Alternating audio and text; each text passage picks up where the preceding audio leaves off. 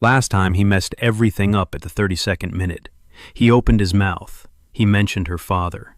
He saw the light go out of her eyes. And that evening, he fell off a bridge into the river and died. Now the day has started over, and he has exactly one chance not to repeat the 32nd minute. The alarm is blaring. 7:42. The same song in his headphones. The same smell of burnt toast from downstairs.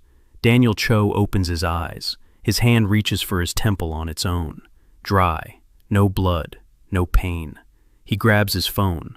Saturday, September 14th. The same date. The screen doesn't lie. Inside, it's empty and quiet. No fear. No panic. A strange clarity. He remembers everything. The wet railing of the bridge over the Han River. Rain. Night. His feet slipped. His temple hitting the metal. And the last thing he heard, his own laughter. He even managed to die absurdly. Slipped and fell, like in a silly sketch. And now he's lying in his bed again. Alive. Unharmed. On the same day. Daniel gets up. Opens the window. Soul smells of exhaust and fried food. A schoolgirl with a backpack walks by below. A pigeon lands on the windowsill. The same one, with a broken feather on its left wing. Yesterday it was sitting in the same spot. Yesterday, which is today again. 3 possibilities. A coma and the hallucinations of a dying brain. Hell that looks like a Saturday in Seoul. Or a second chance at the same day. And if this is a second chance, then he has a date with Lee Ha-yoon at 7 p.m. today at a café on Samcheondong. Last time he messed up, at the 32nd minute, when he mentioned her father, about the divorce, about how it shapes attachment. He saw her eyes go dark, how her smile turned polite, dead. The 18th first date in 2 years, the 18th defeat. Afterward, he walked across the bridge in the rain and slipped. And now, the 32nd minute. This time he'll get through it. He spends the morning like a scout, shower, coffee from a chipped mug. He works as a barista at a dying coffee shop on the corner of Yeonhee-dong. But today is his day off. He sits down at the table and rewinds his memory. The courier will deliver a package to the neighbor at 10:15. The old man on the bench is reading the newspaper backward because he forgot about it. A girl with a dog will run past at exactly 11:03. He remembers every detail, every face. His memory has always worked strangely. He memorized other people's phrases word for word. He hid his pain so deep that even he couldn't find it. He dropped out of his master's program in psychology because he couldn't take money for conversations he didn't know how to have himself. And now, he's rewinding last night like a recording. Here, Ha-yoon walks in. Gray coat, half moons in her ears. She places her phone on the table, screen up. He didn't notice it then. Now he understands. Screen up means she's ready to leave at any second. Yesterday, she never turned the phone over. He gets dressed, reaches for the blue shirt. Stop. Yesterday, he spent the whole evening adjusting his crooked collar. He pulls out the black one. No collar. One less distraction. He leaves at 10 o'clock and counts the coincidences. The courier, check. The old man with the newspaper, check. The pigeon with a broken feather by the subway, check. The world is rolling along the same tracks, only now he knows the schedule. He walks into the bookstore on Gwanghwamun.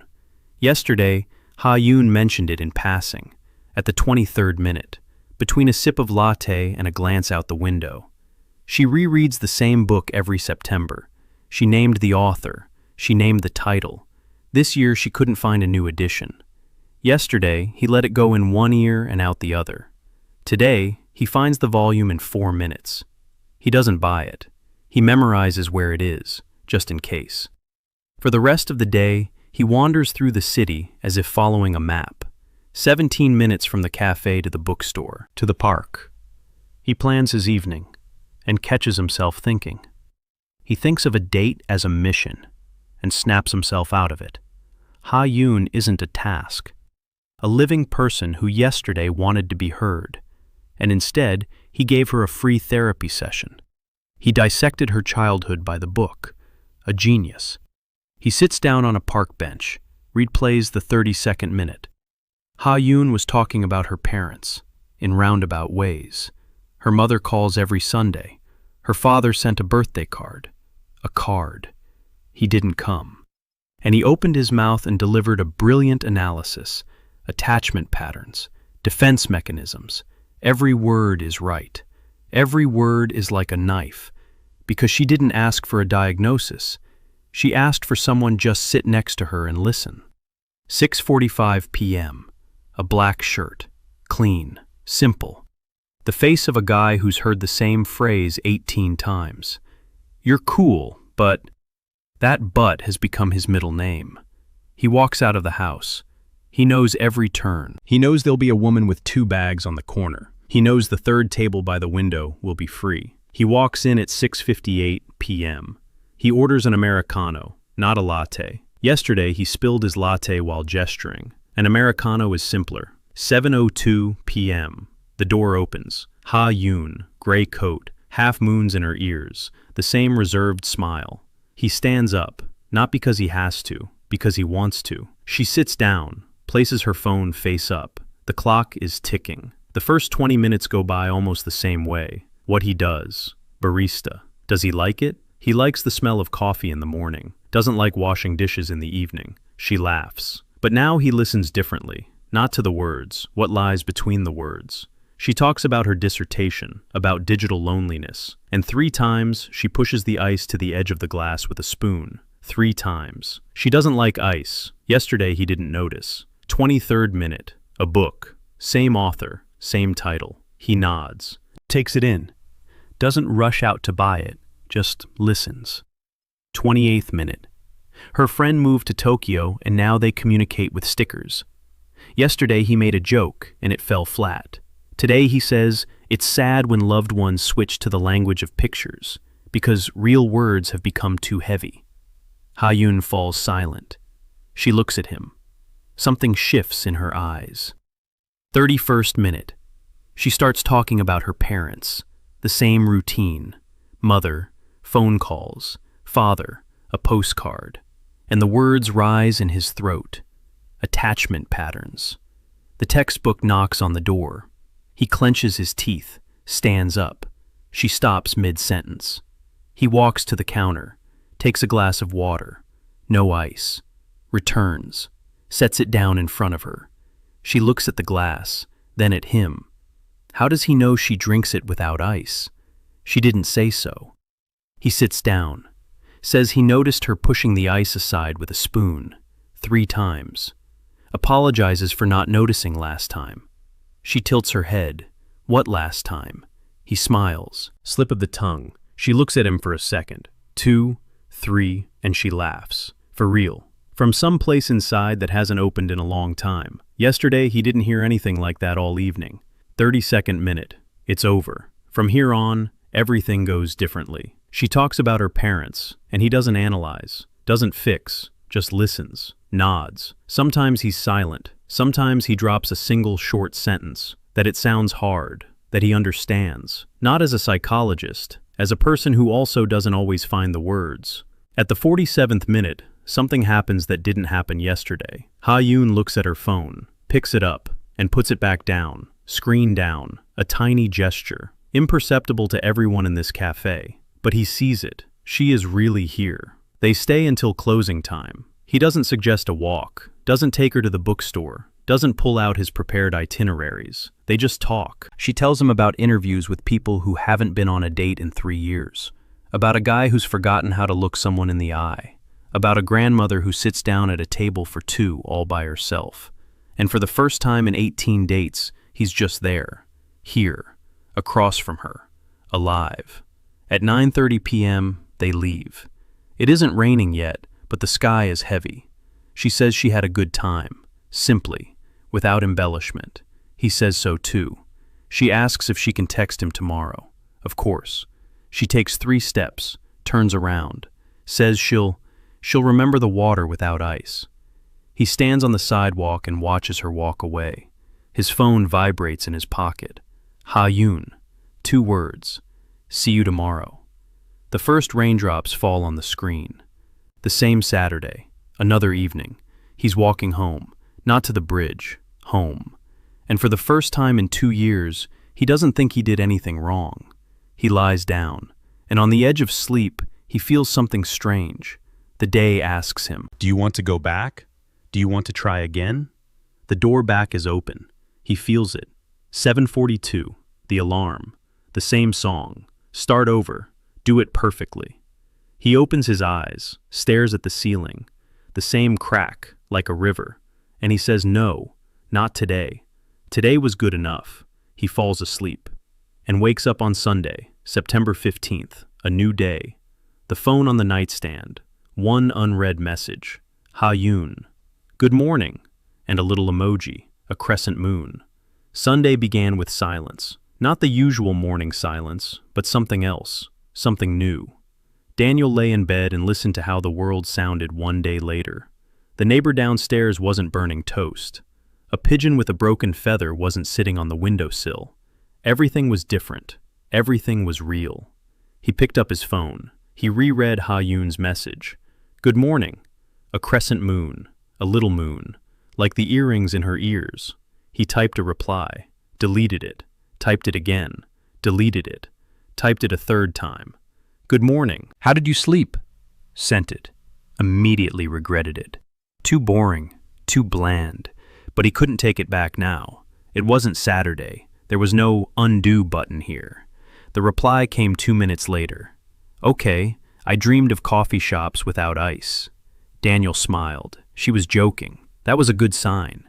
He got up. Shower, teeth, coffee. The same mug with a chipped rim. But everything felt different, as if the world had gained weight. Yesterday, the real yesterday, not repeated, not replayed, just the past. He tried to make sense of what had happened.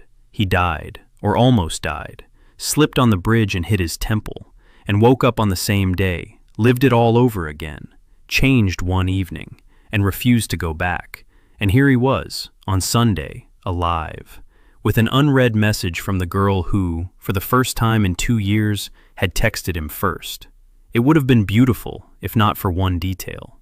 He didn't understand how it had happened, and he didn't know if it would happen again. And he didn't know what the price would be. The another cup opened at 8. Daniel arrived at 7:50. He had the keys because the owner trusted him more than he trusted himself. The owner's name was Mr. Pak, 62 years old, a former literature teacher. He opened the coffee shop after retiring because he wanted a place where people talked. People didn't talk. They stared at their phones.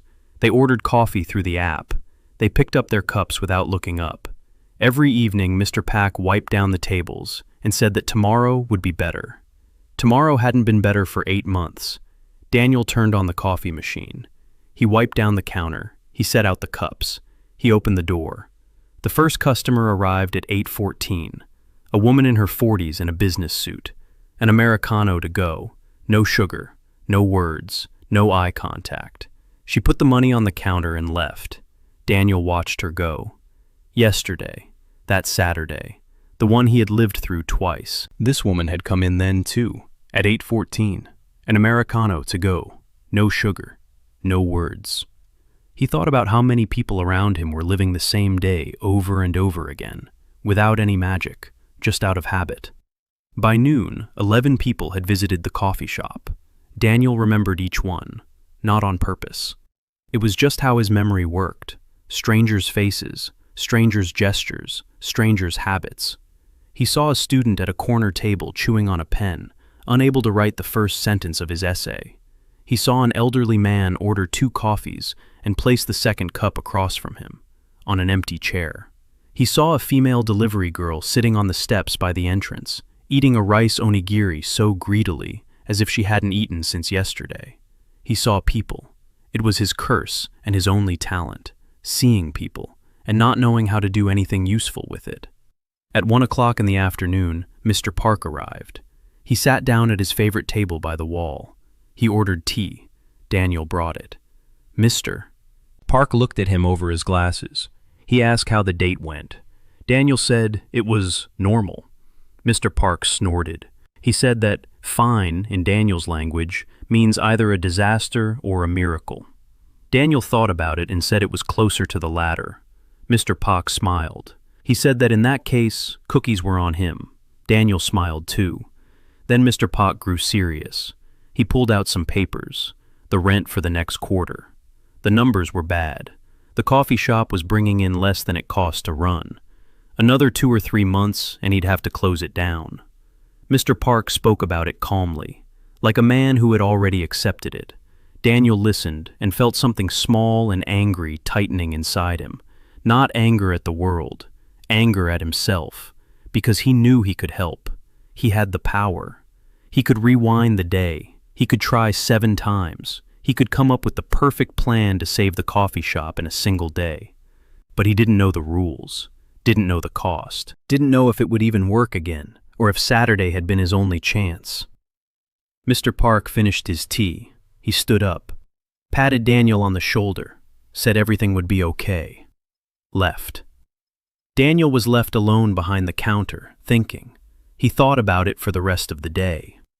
That evening, Ye-rin sent a long message, not about a date, about her dissertation. She'd found an interesting study on how often people in Seoul eat alone. 73% of weekday lunches, solo lunches. She wrote that it was the saddest statistic she'd seen all year.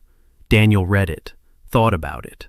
Wrote that there was an elderly man at his coffee shop who ordered 2 coffees every day and placed the second cup on the empty chair across from him. She replied a minute later, 3 words. It breaks my heart. Then another message. Can I come see your coffee shop? For my dissertation. Daniel looked at the screen. For my dissertation. He didn't know whether to be happy or not. She wanted to come. That's good. She wanted to come for work. Well, that's normal. He wrote that, of course. That he works Tuesday through Saturday from 8 to 6. That the best time for observations is lunchtime. She replied that she would come on Wednesday. Daniel put down his phone and lay down. He closed his eyes. Wednesday. 3 days. 3 days of new time. 3 days without rewinding. 3 days of real life. He fell asleep quickly. And in his dream he saw a bridge. Not that bridge. Another one. A small wooden bridge over a stream in the village where he spent his summers as a child. His grandmother was standing on the other side, calling his name. He woke up and couldn't remember her face. No, he remembered her face. He couldn't remember the other thing, what her voice sounded like. He lay in the dark and tried. He strained his memory. He sifted through his memories. Summer, the village, the stream, his grandmother. She's speaking. She's saying something. But there's no sound. Like a movie with the audio turned off. There's a picture, but the sound is gone. Daniel sat up in bed. His heart was beating fast. He remembered that voice clearly. He remembered it just a week ago, or 2. He couldn't say for sure when exactly he stopped hearing it. Maybe on Saturday, that very Saturday, when he rewound the day. Maybe that's the price. He sat in the dark and breathed, evenly, slowly. It's nothing, he told himself. His grandmother's voice. The woman he'd last seen 12 years ago, who died when he was 15. A trifle, but his hands were shaking. Monday and Tuesday passed like ordinary days. The coffee shop, customers, coffee, dishes. Daniel worked and observed. He tried to figure out if he still had the ability, or if it had gone away along with Saturday. He didn't want to check, didn't want to pay with another memory, but the thought sat in his head like a splinter. On Monday evening, he conducted a small experiment, not with rewinding, with memory. He sat down at a table and wrote down everything he remembered about Saturday. Both Saturdays. The first, where he died, and the second, where he lived. Every detail, every word, every gesture of Ye-rin, every turn. He filled 12 pages of a notebook in small handwriting, a perfect memory of the iteration. He remembered everything, word for word, like an audio recording. This wasn't normal. His usual memory didn't work that way. His usual memory was full of holes. He forgot names, mixed up dates, lost his keys. But what happened on Saturday was imprinted like a photograph. No, like a movie, with the ability to slow down and rewind. He could recall the exact order in which Ye-rin put sugar in her coffee. First, 1 cube. Pause. A second. She stirred it, tasted it, frowned, took out a third. He saw it as if it were happening right now, and it was scary. Wednesday, 11:45 a.m. Daniel was wiping down the counter and glancing at the door. Ha-yoon was supposed to come at lunchtime. She hadn't said an exact time, just lunchtime. Lunchtime in Seoul is from 11:30 to 2 o'clock, a wide range. He caught himself counting the cups for the fourth time that morning. He stopped. He took a breath. This isn't a date. She's coming for her dissertation, to observe, to take notes. He's just a barista behind the counter, who makes coffee, and happens to remember how she pushes the ice around with a spoon.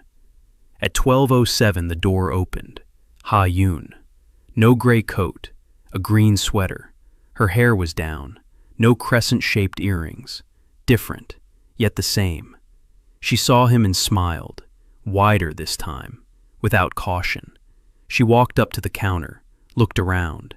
A small coffee shop, 6 tables, shelves with books that Mr. Park had brought from home, a painting on the wall that some artist had given him in exchange for a month of free coffee. Ha-yoon said she liked it. She said it smelled the way a coffee shop should smell, not sterile, lively. Daniel made her a latte, no ice. She noticed. She looked at him. She didn't say anything, but the corner of her mouth twitched. She sat down at a table by the window. She took out her laptop, a notebook, 3 pens of different colors, blue for facts, black for quotes, red for thoughts. Daniel saw this and thought that she organized the world just like he did, by categories, by colors, by rules she'd made up herself. She worked. He worked. Between them was a counter and 6 meters of space, and that was fine. There was no need to speak, no need to try, just to be in the same room. She looked up once and asked where the books on the shelves came from. He said they were from the owner. She asked which one was his favorite. He pointed it out. She nodded.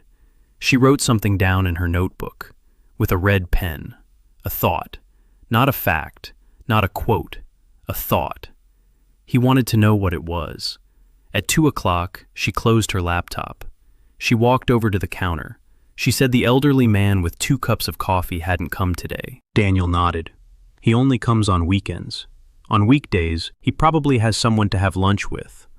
Ha-yoon thought about that. She said that changed everything. So he wasn't lonely. He chose to be alone on weekends. That was a different story. Daniel looked at her. She thought like a researcher. She dissected people into their components, just like him. Only she did it for science, and he didn't know why. She asked if she could come again. He said sure. She said, "See you Friday then." He said, "See you Friday." She left. The door closed. The bell above the door jingled. The same sound as when she entered. But for some reason, it sounded different now. Quieter, softer, as if the door hadn't closed all the way. That evening, Daniel sat at home and reread his notes from Saturday. 12 pages.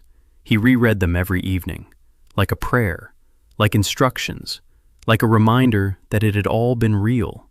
He had died and come back, relived the day, changed one evening, and paid with his grandmother's voice. He closed the notebook. He remembered something else, the dog's name. He'd had a dog when he was 10, a little red-haired mutt he'd picked up near the school. He remembered the dog, remembered the red fur, remembered the wet nose, remembered how she slept at his feet. But the name. He couldn't remember the name. He was sure he'd given her a name. Sure he'd called her by name every day after school. But now the name was a blank. Friday. Ha-yoon arrived at 12:15. Green sweater, the same 3 pens. She already knew where to sit. The third table by the window had become her table. Daniel had prepared a latte without ice before she approached the counter. She took the cup, said thank you, sat down, opened her laptop. The world returned to normal order. He was behind the counter. She was at the table, 6 feet. Silence. Work. Daniel was washing cups and thinking about how much he liked this ritual. He liked knowing she would come. He liked making the coffee ahead of time. He liked saying nothing and feeling that it was enough. At 1 o'clock in the afternoon, an elderly man came in. Not the one with the 2 cups, another one. A small, frail old man in a brown raincoat out of season. Daniel hadn't seen him before. The old man looked around, slowly, carefully, like someone looking for a specific spot, not just stopping in for a cup of coffee. He walked up to the counter, ordered green tea. Daniel made it. The old man took the cup, sat down at a table in the corner, the one farthest from the window, the darkest one. He sat there and sipped his tea in small sips, nothing unusual. But Daniel sensed something. He couldn't explain what. Something in the way the old man was looking, not at the café, not at the people, at Daniel, directly, without hesitation, without apology, like a man who has the right to look. At 2 o'clock, Ha-Yun closed her laptop. She walked over to the counter. She started talking about her dissertation. She explained that her advisor wanted more data, more interviews, more real-life stories. She asked if she could talk to some of the regulars. Daniel said he could try to introduce her. Some of them are talkative. She smiled. She said she didn't need the talkative ones. She needed the ones who were silent, because silence speaks louder. Daniel looked at her. She had just said out loud what he thought every day behind that counter. Silence speaks louder. She said goodbye. She said she'd come back next Wednesday. She left. The bell rang. Daniel turned toward the hall. The old man in the brown coat was still sitting in the corner. His cup of tea was empty. He hadn't left. Daniel walked over. He asked if he wanted some more tea. The old man raised his head. He looked him in the eyes and said a phrase that turned everything upside down. He said, "How many times have you lived through this morning, boy?" Daniel froze. The muscles in his legs turned to stone. He stood there looking at the old man and couldn't move. The old man waited, calmly, patiently, like a man who had asked this question more than once. Daniel opened his mouth, closed it, opened it again, asked what he meant. The old man smiled, said there was no need to lie, said he knew, said he could see it in his eyes. The eyes of a man who has lived more than once look different, like a mirror that has reflected too much. Daniel sat down across from him. His legs wouldn't hold him. He asked who he was. The old man introduced himself, Yoon-jae Sok. He said he was 72 years old. He said that 30 years ago he, too, had experienced resonance, a different kind, not rewind, something else. Daniel didn't know that word, resonance. The old man explained, briefly, simply, like a teacher explaining to a first grader what rain is. Resonance is an ability. It awakens at the moment of the greatest shock. It's usually connected to what a person regretted most. Not everyone gets it, only those who stand on the very edge, and not everyone who receives it can handle it. There is a community. It's called Echo. They watch over new carriers. They help, they guide, sometimes they stop them. Because every resonance has a price, and not everyone can pay it without losing themselves. Daniel listened. His hands lay on the table. He didn't move. The old man continued speaking. He that Daniel was a rewind carrier. He said it was one of the rarest resonances, one of the most dangerous, because it gives the illusion of control. You can live each day 7 times. You can replay every conversation. You can correct every mistake. But for every rewind, you pay with a piece of the past, a memory, a random one. You don't choose which one. At first, little things. The taste of ice cream at 6 years old, a school teacher's name. Then more serious things, voices, faces, days, entire months. Daniel felt a chill rise from his stomach to his throat. His grandmother's voice, his dog's name, little things, just little things for now. The old man saw his face, nodded, said yes. It had already started. Asked how many times Daniel had rewound. Daniel said once. One Saturday, one rewind. The old man was silent. Then he said that one rewind costs 1 memory. But sometimes, the first rewind takes 2, like interest on the first loan. His grandmother's voice and the dog's bark. 2. Daniel clenched his hands under the table. The old man continued. He said that rewind works like this. As they fall asleep or lose consciousness, the carrier can choose to return. They wake up at 7:42 a.m. on the same day. No one remembers, only them. A maximum of 7 rewinds per day. On the 8th day, it locks. Forever, whatever the outcome. Daniel asked why 7:42. The old man shrugged. He said that the resonances don't explain their rules. They just exist. Daniel sat and thought. The coffee shop was empty. The last customer had left half an hour ago. Outside the window, Seoul went about its usual life. People were walking, cars were driving, pigeons sat on the wires. The world didn't know that inside a small coffee shop on the corner of Yeonhee-dong, a barista had just learned he could rewind time, and that every time he did, he lost a piece of himself. Daniel asked the old man why he had come, why he had told him. Old man Yoon finished his tea. He set down his cup. He said he had come because that was the way it was supposed to be. Echo watches over new carriers, helps them not to go mad during the first month, and then lets them go. Daniel asked what had happened to the previous carrier of rewind. Old man Yoon didn't answer. He stood up. He took a business card out of his pocket. He placed it on the table. The card had only a phone number on it. No name, no address, no company name. He said Daniel could call when he needed to, not before. He walked toward the door. He stopped.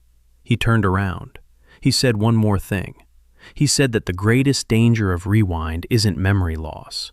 The greatest danger is that one day you'll start seeing people as problems. 7 attempts a day, 7 attempts to find the key, to any person, to any conversation. And at some point, you'll stop seeing people. You'll see only locks. Daniel stood behind the counter and listened. The bell chimed. The old man left. A business card lay on the table. That evening, Daniel couldn't sleep. He lay there staring at the ceiling. A crack, a river, the same crack. Now it looked different, like a map, like a diagram, like a branching tree of conversation. He thought about Ha-Yun, about Saturday, about how he brought her water without ice. It was beautiful, it was right, but it wasn't done on a whim. He knew she didn't drink with ice because he had lived through that day twice. He only noticed the ice on the second run-through. On the first, he was too preoccupied with himself, with his own words, with his brilliant analysis. Is this a deception? He didn't lie to her. He really did notice her pushing the ice aside. He just didn't notice it the first time, but the second. But she thinks it was the first. She thinks he's that attentive, that he sees such little things at first glance. But he doesn't. He only sees them the second time. It's better than not seeing them at all, but it's not the same as seeing them the first time. He turned on his side, closed his eyes, thought about the old man's words. People are like locks. 7 tries to find the key. He remembered his 18 dates, 18 first meetings, 18 failures. You're great, but if only he'd had rewind back then. He could have replayed each one, could have found the right words, could have noticed the coldness, could have avoided the topic of her father. He could have been perfect, perfect on the 7th try. But would that have been love?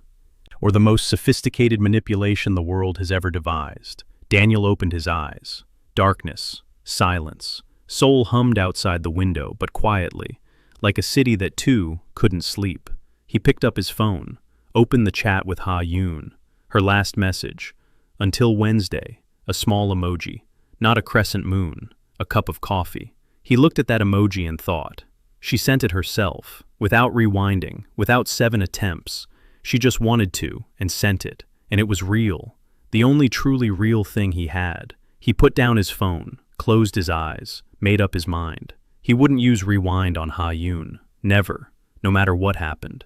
If he messed up, he'd mess up for real. If he lost her, he'd lose her fair and square. She deserves the first take. The only take. He fell asleep with that thought. And for the first time in a week, he didn't dream a thing. For the next 2 weeks, Daniel lived like a normal person. He made coffee. He washed dishes. He talked to customers. Ha-Yun came twice a week, on Wednesdays and Fridays, always at 12:15, give or take 5 minutes. A latte without ice waited for her at the counter. She sat down at the third table. She took out 3 pens. She worked. Sometimes she looked up and asked something. What people ordered most often. Who came alone and who came with someone. How many people a day say thank you, and how many silently put down their money and leave. Daniel answered. She wrote it down, with a red pen. Thoughts. Something quiet was growing between them. Not a romance, not friendship. Something in between. Something without a name. Like a plant that's watered, but never named. It just grows. The rewind was silent. Daniel could feel her. Every night as he went to sleep, he sensed that quiet question on the edge of sleep. Do you want to go back? Every night he said no, and woke up to a new day. He didn't know if it was good or bad. He didn't know if he was wasting his gift. He didn't know if it was right to turn down a power that could help people. The coffee shop was dying. Mr. Pack brought the papers every Monday. The numbers were getting worse. Fewer customers. A new chain had opened nearby. Beautiful. Stylish, with an app, with a rewards program, with baristas in matching aprons who smiled identical smiles. The little coffee shop with books on the shelves and an old owner couldn't compete with that. Mr. Park didn't complain. He wiped down the tables. He said tomorrow would be better. Daniel saw his eyes. Tomorrow won't be better. On the first Thursday of October, everything changed. A girl walked into the coffee shop, a foreigner, tall, blonde hair, a loud voice. She spoke Korean with a strong accent and wasn't shy about it. She walked up to the counter. She ordered the largest Americano they had. Then she looked at Daniel and asked in English if he knew where the military records archive was located. Daniel said he did. There are several in Seoul. It depends on the period. She said the Korean War, 1950 to 1953. She's looking for records about her great-grandfather, a war correspondent, an American, killed in 1953. His name is Robert Carter. Daniel asked why she was looking for them. She said she didn't know, that she had flown in from Boston for a semester-long exchange program, that she had found an old photograph among her grandmother's belongings. A man in military uniform against the backdrop of a building she didn't recognize, and on the back, coordinates, latitude, longitude, a location in Seoul. She checked. The coordinates led to an alley in Jongno-gu. There's a laundromat there now. She didn't know what to look for next. Daniel asked her name. Emma. Emma Carter. She was like the wind, too loud for this coffee shop, too fast, too many gestures, too much energy. Mr. Park raised an eyebrow when she laughed and the cups on the shelf shook. But there was something else about her. Beneath all that noise, Daniel saw it. He always saw. She spoke quickly so as not to stop, because if she stopped, she'd have to think, and if she thought, she'd have to feel, and if she felt, it would become clear that she was alone in a strange city where no one was waiting for her. She was looking for her great-grandfather, but really, she was looking for a place, her place. In Boston, she was too Korean, halfway, on her mother's side. Her face, her cheekbones, her eyes. Her classmates called her names she didn't want to repeat. In Seoul, she was too American. Her accent, her gestures, her voice, too much of everything. Nowhere felt like home. Daniel listened to her and thought. He could help, for real. Archives weren't his thing, but he knew how to search. He knew how to talk to people. He knew how to get information out of those who didn't want to talk. That was the only thing his master's degree in psychology had taught him, to listen so that people would tell him themselves. He could help her without rewind, just as a person, but he could do it faster with rewind. The thought stuck with him. Emma left an hour later. She left her number on a napkin, written in block letters. If you remember any archives, write to me. Daniel tucked the napkin into his apron pocket. That evening, he found a list online of archives with military records from the Korean War. 6 institutions, 3 in Seoul, 2 in Daejeon, 1 in Busan. Each with its own rules, each with its own hours, each with its own bureaucracy. For a foreigner who doesn't speak Korean fluently, it's a maze.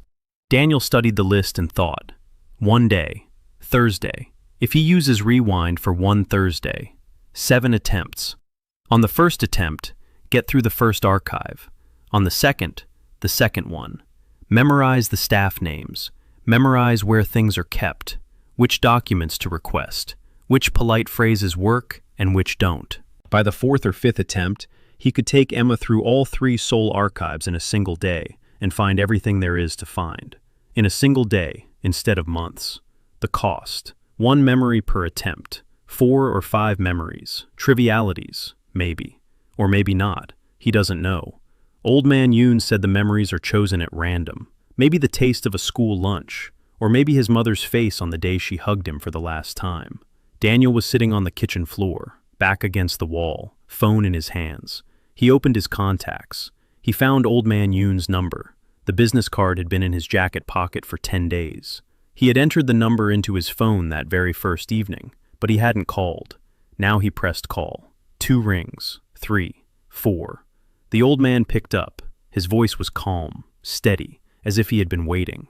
Daniel asked if it was possible to choose which memories to give up. The old man said no, it's not possible. Random, always random. Daniel asked what would happen if he lost something important. The old man was silent. Then he said, "Define important." Daniel didn't answer. The old man continued. He said that every rewind carrier asks this question sooner or later, and everyone decides for themselves.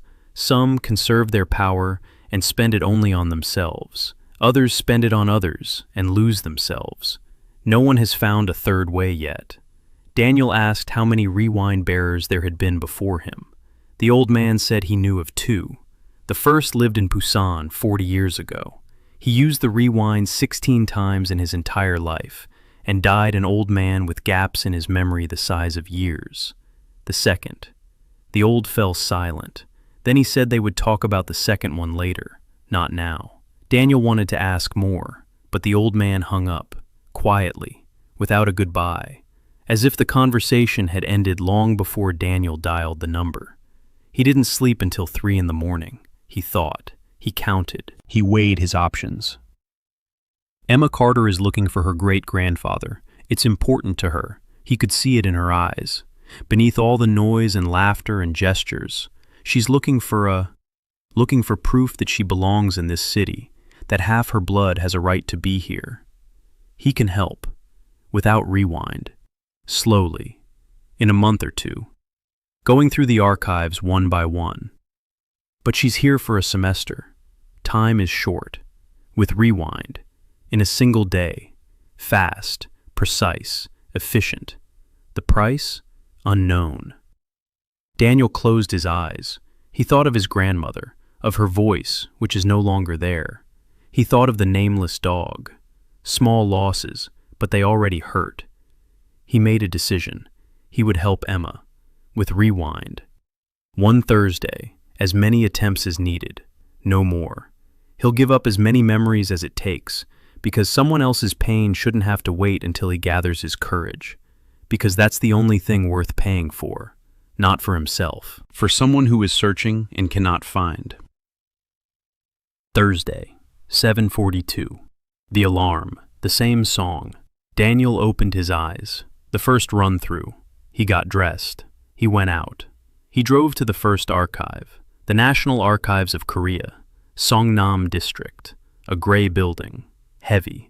Inside, it smelled of paper and time. He approached the reception desk. A woman in her 50s, glasses on a chain. She asked what he was looking for. He gave a name. Robert Carter, war correspondent, 1950 to 1953. She checked the database. Nothing. Suggested trying the Army Archives, a different district. Daniel wrote down the address. He drove there. He was an hour late. The archives closed at 5. He managed to request one file. It was empty. He went home. He lay down. He closed his eyes. Do you want to go back? Yes. 7:42. Second run. He lost a memory. Didn't realize which one right away. Only noticed around lunchtime. He couldn't remember what color the walls in his room were when he was 10. A trifle. Walls. The color of the walls. He could live without it. He drove straight to the Army Archives. In the morning, right when they opened. found the right department, filled out the forms, requested all records with the surname Carter for 1951 to 1953. 4 folders. 3 were wrong. The 4th, Robert Carter, correspondent. Arrived in Seoul in March 1952, assigned to the 7th Infantry Division. Killed in action on July 14, 1953. 12 days before the armistice. Place of death. The area was specified. Daniel copied everything down. Every line, every date, every number. Everything remained in his head. A perfect memory of the details. He found something else. There was a photograph in the folder. The same photograph Emma had shown him. A man in uniform. A building in the background. He recognized the building. The old post office building in Jongno-gu. It's gone now. An office complex stands in its place. But nearby, 2 buildings over, a small tea house that's been open since 1948. If the owners are still alive, they might remember the correspondent. Daniel wrote down the tea house's address. He went there. Closed. Closed on Tuesdays and Thursdays. He looked at the sign. The owner. Im Tae-gyu, 83 years old. Daniel remembered. He went home. He lay down. Do you want to go back? Yes. 7:42, 3rd run-through.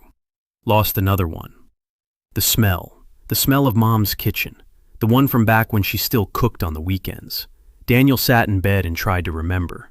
Rice, kimchi, something else, something sweet. Gone. He got up, got dressed, a different plan for the day. The tea house is closed on Thursdays, so there's no point in going. But there's a 3rd archive, the press archive. If Robert Carter was a correspondent, his articles were published somewhere. Daniel went to the library, found the microfilms, spent 4 hours, found 3 articles. Robert Carter, Stars and Stripes, March to June 1952. Articles about the lives of Seoul's civilians during the war. One of them, about a small tea house on Chungno-gu Alley where the owner fed soldiers from both sides. Daniel read, and his heart beat faster. That very tea house. Im Tae-gyu, he is mentioned in the article. A young man of 20 who brews tea and doesn't ask which side you're fighting on. Robert Carter wrote warmly about him, as if he were a friend. Daniel copied everything down, every word. He also found a photo archive at the library. 3 photographs, Robert Carter with a camera, Robert Carter and a young Korean man at the tea house, Robert Carter on a street Daniel recognized. He gathered everything, every detail, every address, every name. His great-grandfather's map was taking shape in his mind. He went home. He lay down. This time he said no, enough. 3 runs through, 3 memories, enough. He knows enough to help Emma without any more rejections. The rest can be found the usual way. Friday morning, a new day, a real one. Daniel wrote to Emma, told her he'd found something. She replied in 30 seconds, 3 exclamation points and the address of a café where they could meet in an hour. He arrived. She was already sitting there, her coffee cup half empty, eyes wide, waiting. He took out his notebook. He began to tell her. Robert Carter, a Stars and Stripes correspondent. He arrived in March 1952. He was killed on July 14, 1953, 12 days before the armistice. He wrote articles about civilians. He was friends with the owner of a tea house in Chongno-gu. The tea house is still in business. The owner is 83 years old. On Saturday, Daniel and Emma went to the tea house, a small alley in Chongno-gu, between a laundromat and a fabric store. The door is wooden, darkened by time. The sign is faded. The characters are barely legible. Im's tea house. Since 1948, they went inside. It was small and quiet. 4 tables, a wooden floor, old framed photographs on the walls, black and white, Seoul in the 1950s, ruined buildings, people with knapsacks, soldiers, and among them, Daniel saw it before Emma did, a photograph in the right-hand corner, a young man in military uniform holding a camera. Next to him, a Korean man in his 20s. Both are smiling. Behind them is this very tea house, only a new one, with a bright sign, with intact windows. Emma saw it a second later. She stopped, pressed her hand to her chest. She didn't say a word. She just stood there and looked. An old man stood behind the counter, small, stooped, his hands stained with tea, his eyes cloudy but lively. Im-taeg-yu, 83 years old, the owner of the tea house since 1948. He looked at them, at Emma, at her face, and something shifted in his gaze. He spoke slowly in Korean. "You have his eyes." Emma didn't understand. Daniel translated. She looked at the old man, then at the photograph, then back at the old man. She said in Korean, with an accent but clearly, that Robert Carter is her great-grandfather. The old man nodded, slowly, as if the nod took effort. Then he turned to the shelf behind the counter. He took out a tin box. He placed it on the table. He opened it. Inside were letters, old, yellowed. 12 letters, in English, written by Robert Carter, written to Im-taeg-yu, to his friend, after the war, from America, about his wife, about his daughter, about how he missed the tea at the little tea house, about how he would return. He never returned. The last letter was dated April 1953, 3 months before his death.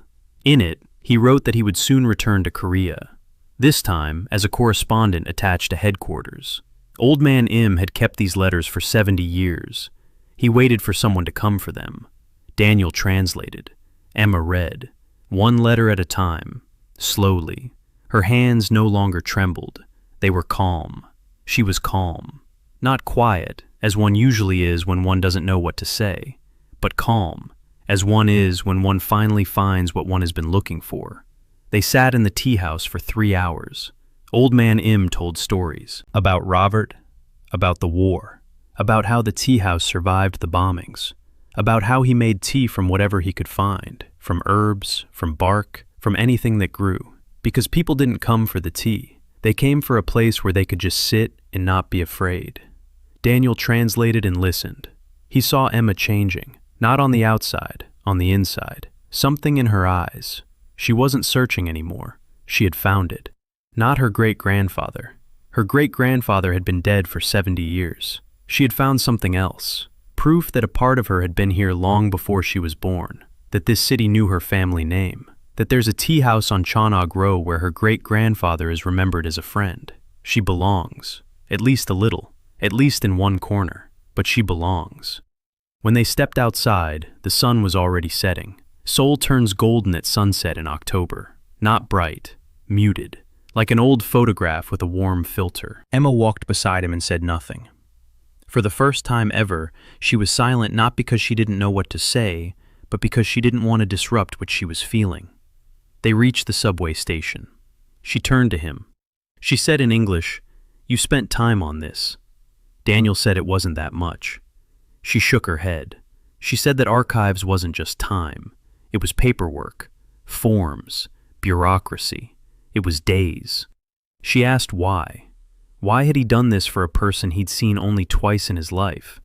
Daniel thought for 3 seconds. Then he said that every person has a story they're looking for, and if you can help them find it, not helping is a crime. Emma looked at him. For a long time. Then she smiled. Not widely, not loudly, quietly. Like a tea house in an alley. Like letters in a tin box. Quiet and real. She said he was strange. Nice, but strange. She walked toward the subway. Stopped. Turned around. Said in Korean, "See you later, barista detective." Daniel laughed. For the first time in a long time, he laughed out loud. Not inside. Not to himself, out loud. He walked home, not because it was far, because he wanted to walk. Seoul sounds different at night than it does during the day. Quieter, deeper. There are still cars, but they're no longer in a hurry. People walk more slowly. Lights come on one by one. Neon signs, street lights, apartment windows. Every window is someone's life, someone's kitchen. Someone's dinner, someone's argument, or someone's laughter. Daniel walked and thought about what he had given up for this day. 3 memories. The color of the walls in the nursery, the smell of his mother's kitchen, and one more that he hadn't found yet, one that was still hiding in the void. He would learn about it later. When he tried to remember something and couldn't, 3 pieces of the past for 12 letters in a tin box. For Emma's eyes, for the silence in which she first found peace. He didn't know if it was worth it, but he knew he would do it again. The phone vibrated. Ha-yoon. "How was your day?" he wrote, at length. For the first time in their entire correspondence, he wrote more than 2 sentences. He told her about the tea house, about the old man, about the letters. He didn't mention Rewind. He didn't mention Emma. Just the tea house. Like a story he'd stumbled upon by chance. Ha-yoon replied, "That's incredible. Can I write about this in my dissertation?" Daniel smiled. "Of course you can." She sent an emoji, a crescent moon. Their emoji. His and hers. A little moon that meant she was here, truly here. At home, Daniel sat down at the table and opened his notebook. The very one in which he'd written down the rules for Saturday. He added new lines. 3 flashbacks for Thursday. 3 lost memories. The color of the walls. The smell of the kitchen. A third thing, as yet unknown. Total with Saturday. 4 flashbacks. Grandma's voice. The dog's name. The color of the walls. The smell of the kitchen. Plus the unknown. He calculated like an accountant. Debit and credit. Income and expense. In the debit. Ha-yoon, who writes him crescent moons. Emma, who found her great-grandfather. In the expenses. Pieces of himself. Small holes in the fabric from which he is sewn. Small for now. Tolerable for now. But the fabric is finite. The holes may outnumber the fabric. And then what will remain? He closed the notebook. November arrived cold and gray. Seoul pulled a coat of clouds over itself and didn't take it off for weeks. It rained every other day. Not heavy. Light. Annoying. Like a conversation that goes nowhere but never ends. The One More Cup coffee shop was living out its final months. Mr. Park stopped bringing in papers on Mondays. He just sat at his table and drank tea, in silence. Daniel saw that silence and understood that the numbers had gotten so bad there was nothing left to say about them. There were 7 or 8 customers a day, sometimes 5, sometimes 3. The new chain across the street shone with its windows and drew everyone in. Daniel stood behind the counter and brewed coffee over and over, wiped clean glasses, straightened books on the shelves, waited. Ha-yoon came on Wednesdays and Fridays. It was the only schedule that worked. She sat down at the third table, took out her laptop, 3 pens, worked. Sometimes she looked up and they talked, briefly, about little things, about the weather, about customers, about how today's latte turned out better than last time. That nameless plant kept growing between them, quiet, stubborn, alive. The idea came at night. Daniel lay awake, thinking about the coffee shop, about Mr. Park, about the empty tables, about how to save a place that no one but him wanted to save.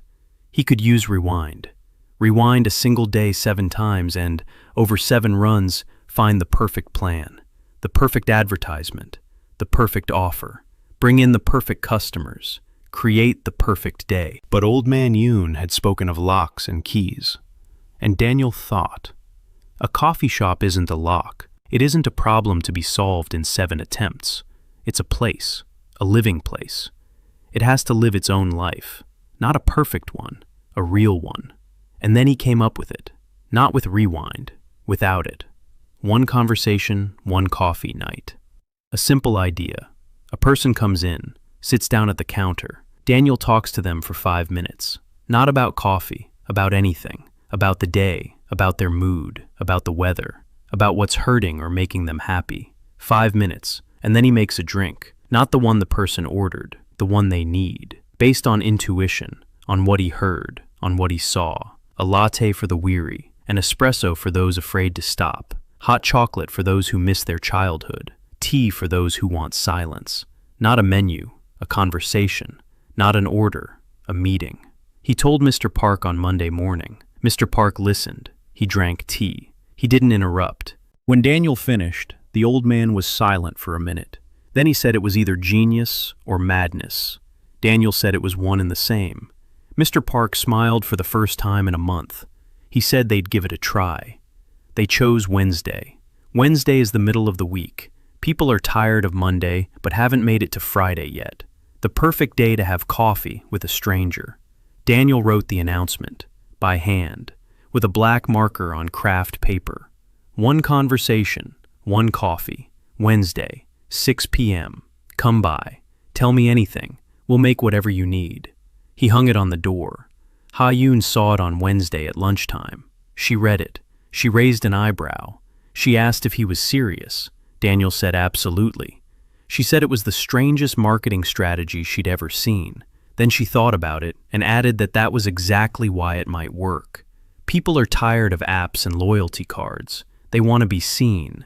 Daniel nodded. Exactly. Seen. Not served. Seen. First Wednesday, 6 p.m. Daniel stood behind the counter in a clean apron. Mr. Park sat in the corner, pretending to read. In reality, he was watching. Ha-yoon stayed after lunch. She said it was for research. Daniel knew it wasn't just that. At 6:07 p.m., the first person walked in. A man in his 30s. Suit. Loose tie. Heavy briefcase. Even heavier eyes. He read the sign on the door. He walked in, looked around, sat down at the counter. Daniel said hello. He asked how his day was. The man said it was fine. Daniel waited. The man was silent. Then he said that actually it wasn't fine, that he'd been fired 2 hours ago, that he'd been sitting on a park bench for an hour and couldn't bring himself to call his wife, that he'd seen the sign and come in because he needed to say it out loud to someone before telling her. Daniel listened. He didn't nod. He didn't say everything would be okay. He just listened for 3 minutes. Then he turned to the car and made some hot chocolate with cinnamon, with a pinch of salt. He set it down in front of the man. The man looked at the cup. He said he hadn't ordered hot chocolate. Daniel said he knew. The man took the cup, took a sip, closed his eyes, opened them, said his mother used to make it like this when he came home from school upset, with cinnamon, with salt.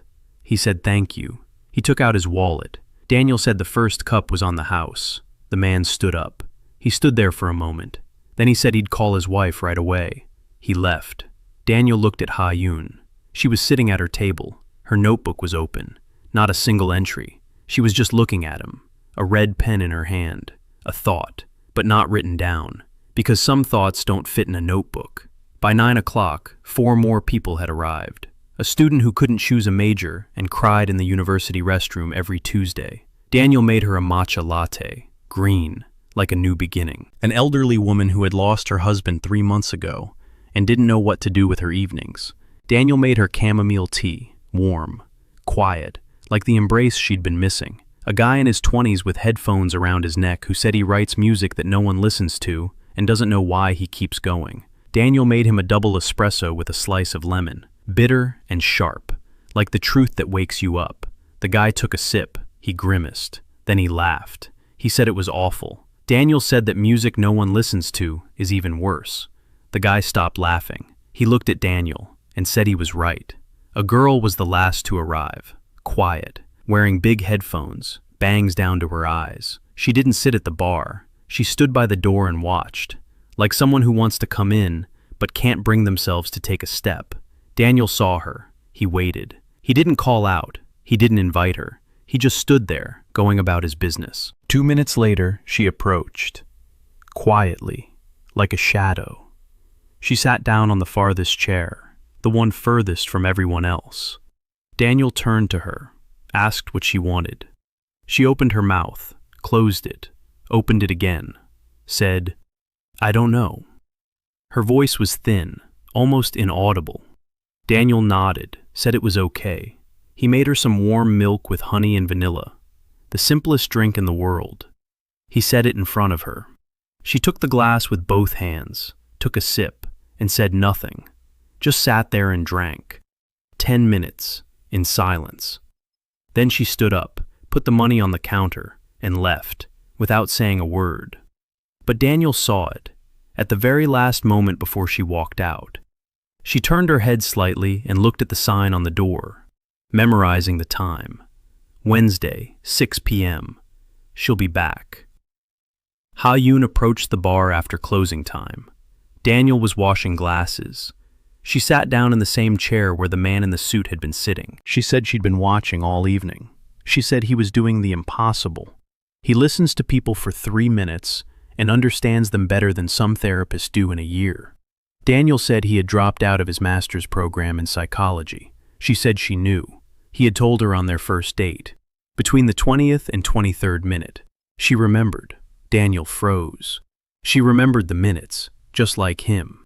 She counts time, too. She notices details, too. She hears what's between the lines, too. Ha-yoon smiled. She said it was a professional habit. Sociologists listened, too, just in a different way. Daniel looked at her. She was sitting in a dimly lit coffee shop. The light from a street lamp fell on half her face. The other half was in shadow, as always, just like her. Half visible, half hidden. He wanted to say she was beautiful. He didn't. Instead, he asked what kind of coffee to make for her, not based on an order, based on the conversation. She thought. Said he wouldn't be able to.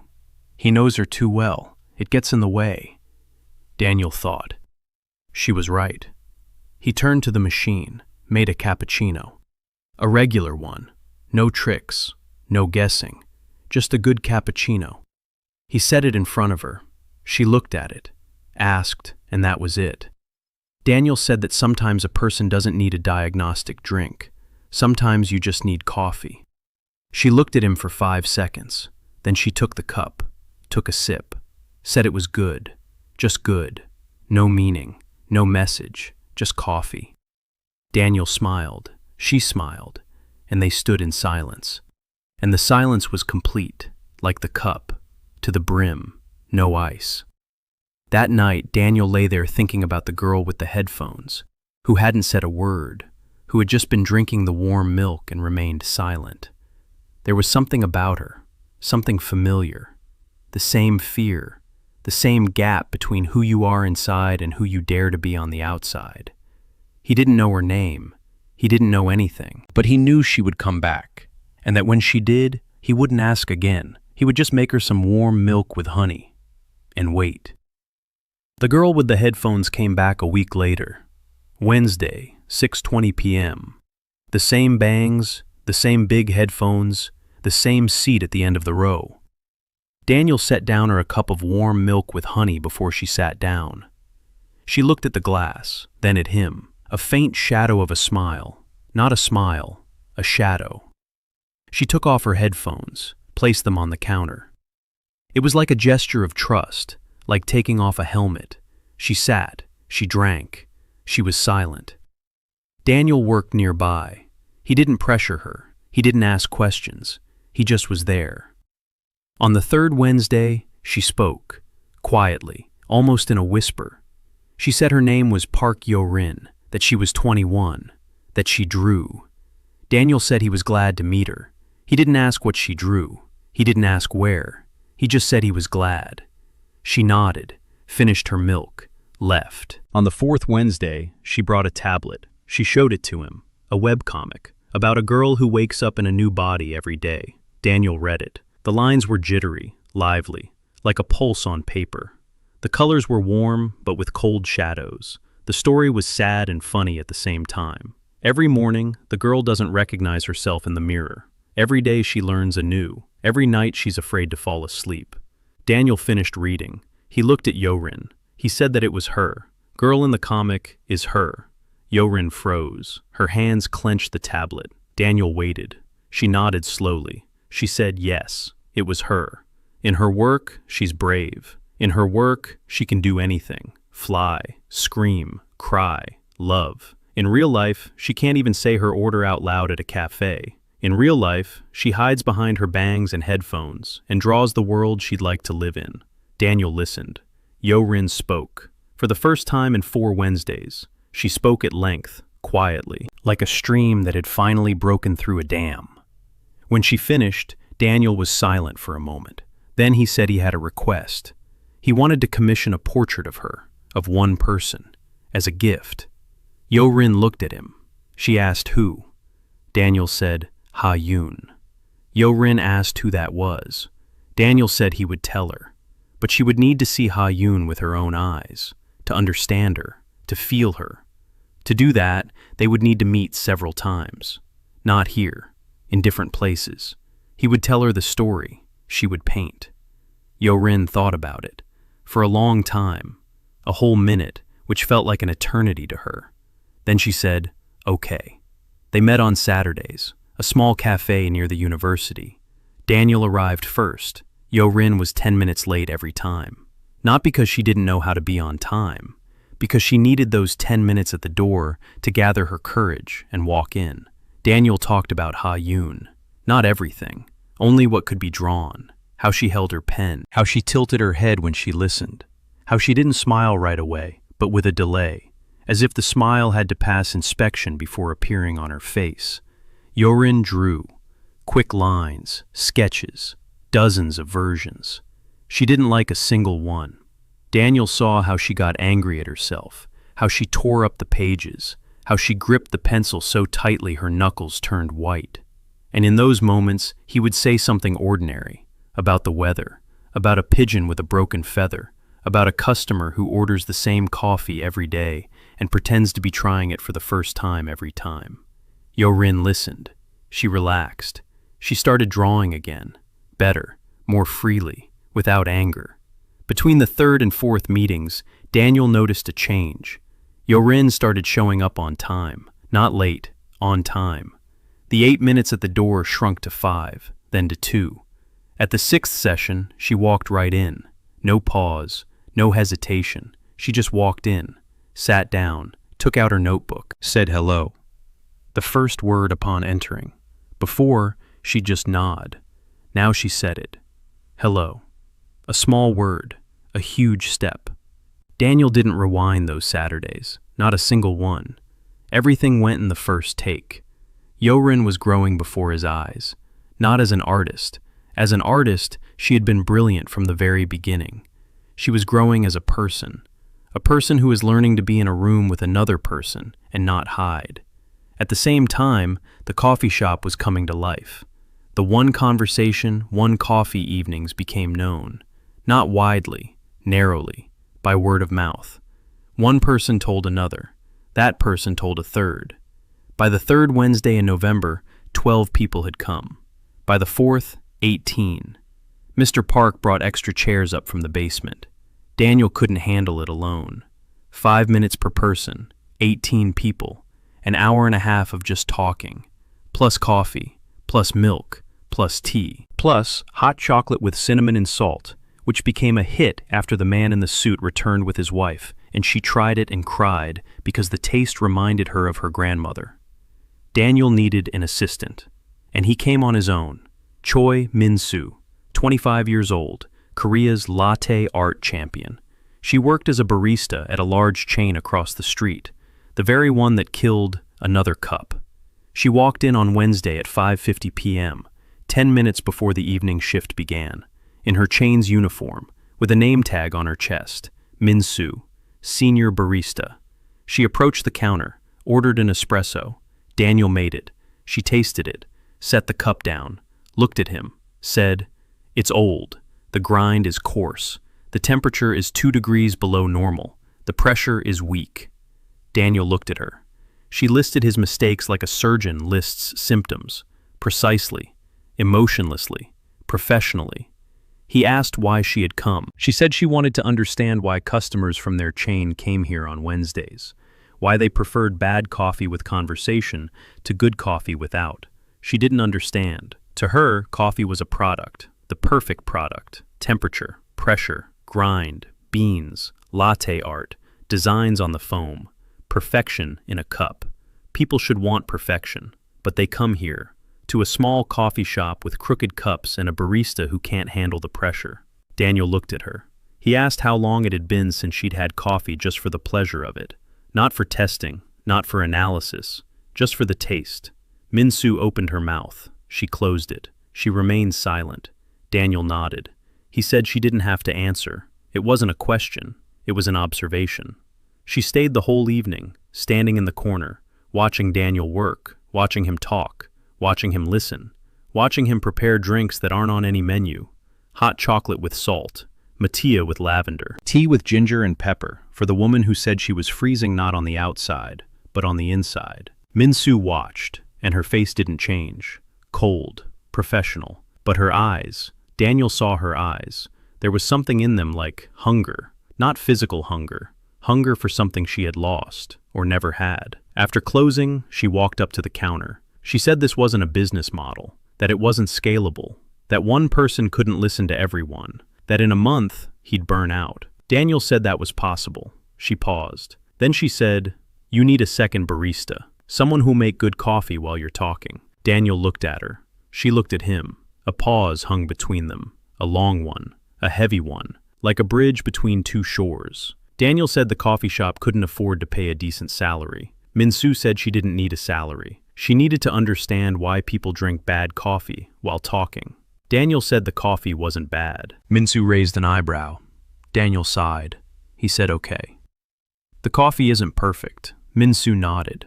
She said she'd come on Saturday. She left. The bell rang. Daniel stood behind the counter and thought. The national latte art champion had just volunteered to work at his dying coffee shop for free. The world was getting strange, stranger than time travel. Minseo came on Saturday, in her own clothes, no name tag, no uniform, a black turtleneck, an apron she'd brought with her, her own, personal. She walked up to the coffee machine. She examined it like a doctor examines a patient. She silently fiddled with the settings, changed the grind, adjusted the pressure. She made an espresso. She handed it to Daniel. He tasted it. The same coffee, same beans, different taste, as if the beans had been waiting for this their whole lives. Minseo looked at him blankly, waiting for his verdict. Daniel said it was the best espresso he'd had at this cafe. Minseo nodded, as if she hadn't expected any other answer. They worked together. She behind the machine, he behind the counter. She made coffee, he talked to people. They didn't get in each other's way, didn't argue, didn't cross paths. Two parallel worlds in one small coffee shop. She's a professional, he's an empath. She's perfection, he was imperfection. And together, it worked. By evening, Minseo had brought out her beans. She'd brought them from home, 3 varieties, from Ethiopia, from Colombia, from Guatemala. She brewed 3 cups, set them in front of Daniel, told him to try them and say which one was better. Daniel tried all 3. Each was excellent. He didn't know as much about coffee as she did. He didn't know the notes, the aftertastes, or the acidity. He just drank and felt. He said the Colombian one, because it was sad. Minseo looked at him. She asked how coffee could be sad. Daniel said he didn't know. It's just that this coffee sounds like an autumn evening when you're home alone and it's raining outside. December. Seoul was blanketed in the first snow. Not heavy, light, like powdered sugar on the rooftops. The one more cup coffee shop was breathing. It wasn't dying, it was breathing. On average, 25 people gathered in the evenings. Mr. Park ordered new cups. Minseo brought her coffee grinder. Ye-rin painted a new sign. Small, warm. A cup from which steam rises in the shape of 2 people talking to each other. Mr. Park hung it above the door and stood on the sidewalk for 10 minutes, looking at it. Then he went inside and, for the first time in 6 months, ordered coffee instead of tea. Minseo him a cappuccino. He tasted it.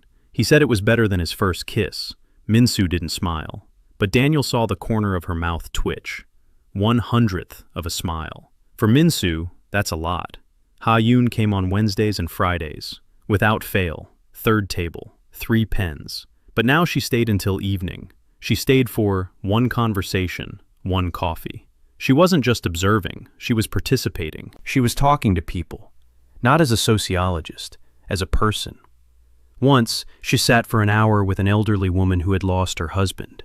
They talked about flowers, about orchids, about how orchids are beautiful because they don't try to be beautiful. Daniel heard snippets from behind the counter, and he thought that Ha-yoon was doing the same thing he was, listening, seeing.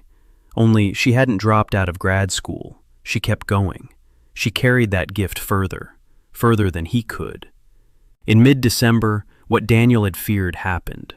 But not like that, not from there. He was closing the coffee shop late at night. Minseo had left an hour ago. Mr. Park had gone home. Daniel was washing the last few cups when the door opened. The bell rang. He turned around. A man was standing in the doorway, about 40 years old, tall, thin, an expensive coat, a calm face, too calm, like a mask. He came in. He looked around. He walked up to the counter. He sat down. Daniel told him the café was closed. The man smiled. He said he wasn't there for coffee. He took out a business card, placed it on the counter. Richard Ye-rin, psychotherapist, private practice, soul. Daniel looked at the card, then at the man, asked how he could help. Richard Ye-rin said it was the other way around. He had come to help Daniel, said he'd heard about the evenings. One conversation, one coffee. He said it was an interesting concept. Unlicensed psychotherapy, diagnosis based on coffee taste. He said it could be dangerous. For people, for Daniel himself. Daniel looked at him. A small red light flashed inside him. Not anger, anxiety. Richard Ye-rin spoke calmly, slowly, every word in its place, like a man who was used to being listened to, who was used to his words carrying weight. He said he had a proposal. The organization he belonged to was interested in people with special abilities, people who see other people, really see them, not superficially, deeply. Daniel asked what organization. Richard Ye-rin smiled. He said that was a conversation for another time. He said he just wanted to get to know him. He stood up. He walked toward the door. He stopped. He turned around. He said, "I like what you're doing, Daniel, but not everyone who comes into the world does so because they love the warmth. Some come because they're hungry." He left. A bell. Silence. Daniel stood behind the counter. His hands were wet from the dishes. His heart was beating steadily but loudly. Richard Ye-rin didn't mention rewind. He didn't mention resonance. He didn't say anything specific. But Daniel sensed it, like the smell before a storm. Something was approaching. He took out his phone, dialed Old Man Yoon's number. 2 rings. 3, 4, 5, 6. Voicemail. Daniel hung up. Tried again. Voicemail. Again. Voicemail. He left a message. "A man came to see me. Richard Ye-rin, a psychotherapist. You know him." The reply came an hour later. 1 word. "Yes." And a minute later, a second message. "Don't talk to him anymore." Daniel reread it. "Don't talk to him anymore. Period. No explanations, no reasons, just a ban." He sat on the kitchen floor and thought. Richard Ye-rin, psychotherapist, private practice, an organization interested in people with special abilities, the cult of the perfect moment. Old Man Yoon had talked about them, not in detail, just bits and pieces. A sect that believes there is one correct version of every conversation in the world. If a person finds it, they will attain absolute love. They are looking for carriers of temporary resonances to take their abilities or use them. Richard Ye-rin came to his coffee shop, knew his name, knew about the evenings, knew. They know. For 3 days, Daniel lived in anxiety, didn't show it, worked, brewed coffee, talked to people, smiled. But inside, the red light wouldn't go out. He started noticing things, or thinking he was noticing them. The car on the corner that was parked there every day, black, tinted windows. Maybe it had always been there, maybe not. The man in the gray coat who walked past the coffee shop 3 times in an hour. Maybe just out for a walk, maybe not. Daniel didn't know, and he couldn't check. Without rewind. With rewind, he could have. Rewind the day, track the car, memorize faces, compare routes, build a surveillance map in 3 or 4 runs. But the cost, more memories, more holes in the fabric. He decided to wait, not to rewind, not to panic, just be vigilant. He called Old Man Yoon again. This time the old man answered. His voice was muffled, tired. He said that Richard Ye-rin was Siren's right-hand man, the cult leader, a former psychotherapist, a good one. He had been a good one, until he lost a patient. The patient committed suicide. Richard couldn't handle the guilt. He left the profession. He found the cult, or the cult found him. Now he does for Siren what he used to do for his clients. He listens. He understands. He finds weaknesses. Only before, he found them to heal. Now, to exploit. Old Man Yoon said Daniel needs to be careful. He said Richard isn't dangerous because of his power. He has no resonance. He's dangerous because he understands people, just as well as Daniel, maybe better. Daniel asked what he should do. The old man paused. Then he said, "Do what you do. Make coffee. Listen to people. Don't hide. If you hide, they'll know you're afraid. And if you're afraid, that means you have something to lose, and then they'll find out exactly what." Daniel hung up the phone. He sighed. Do what you do. Easy to say. Ha-yoon noticed the change. Of course she did. She noticed everything. On Friday afternoon, she closed her laptop. She walked over to the counter. She sat down. She looked at Daniel. She asked what was wrong. Daniel said nothing was wrong. She said he was lying, that for the past 3 days he'd been wiping down the counter 20% more often than usual, that he's checking the door every 4 minutes, that he isn't joking with customers. She counted. She noticed. She saw. Daniel looked at her and thought, to tell, not to tell, the truth, not the truth. If he told her about Richard, he'd have to explain why Richard came. And if he told her why, he'd have to tell her about Rewind. And if he told her about Rewind, he'd have to tell her about Saturday, about the first date, about the second take, about the water without ice. And then everything would fall apart.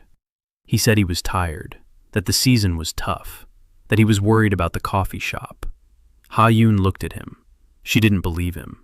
He could tell she didn't believe him, but she didn't press him. She nodded.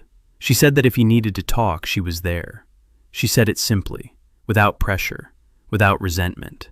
I'm here. 2 words, the heaviest 2 words he'd heard in recent months, because they were real, and because he couldn't answer her in kind. He couldn't be here, really.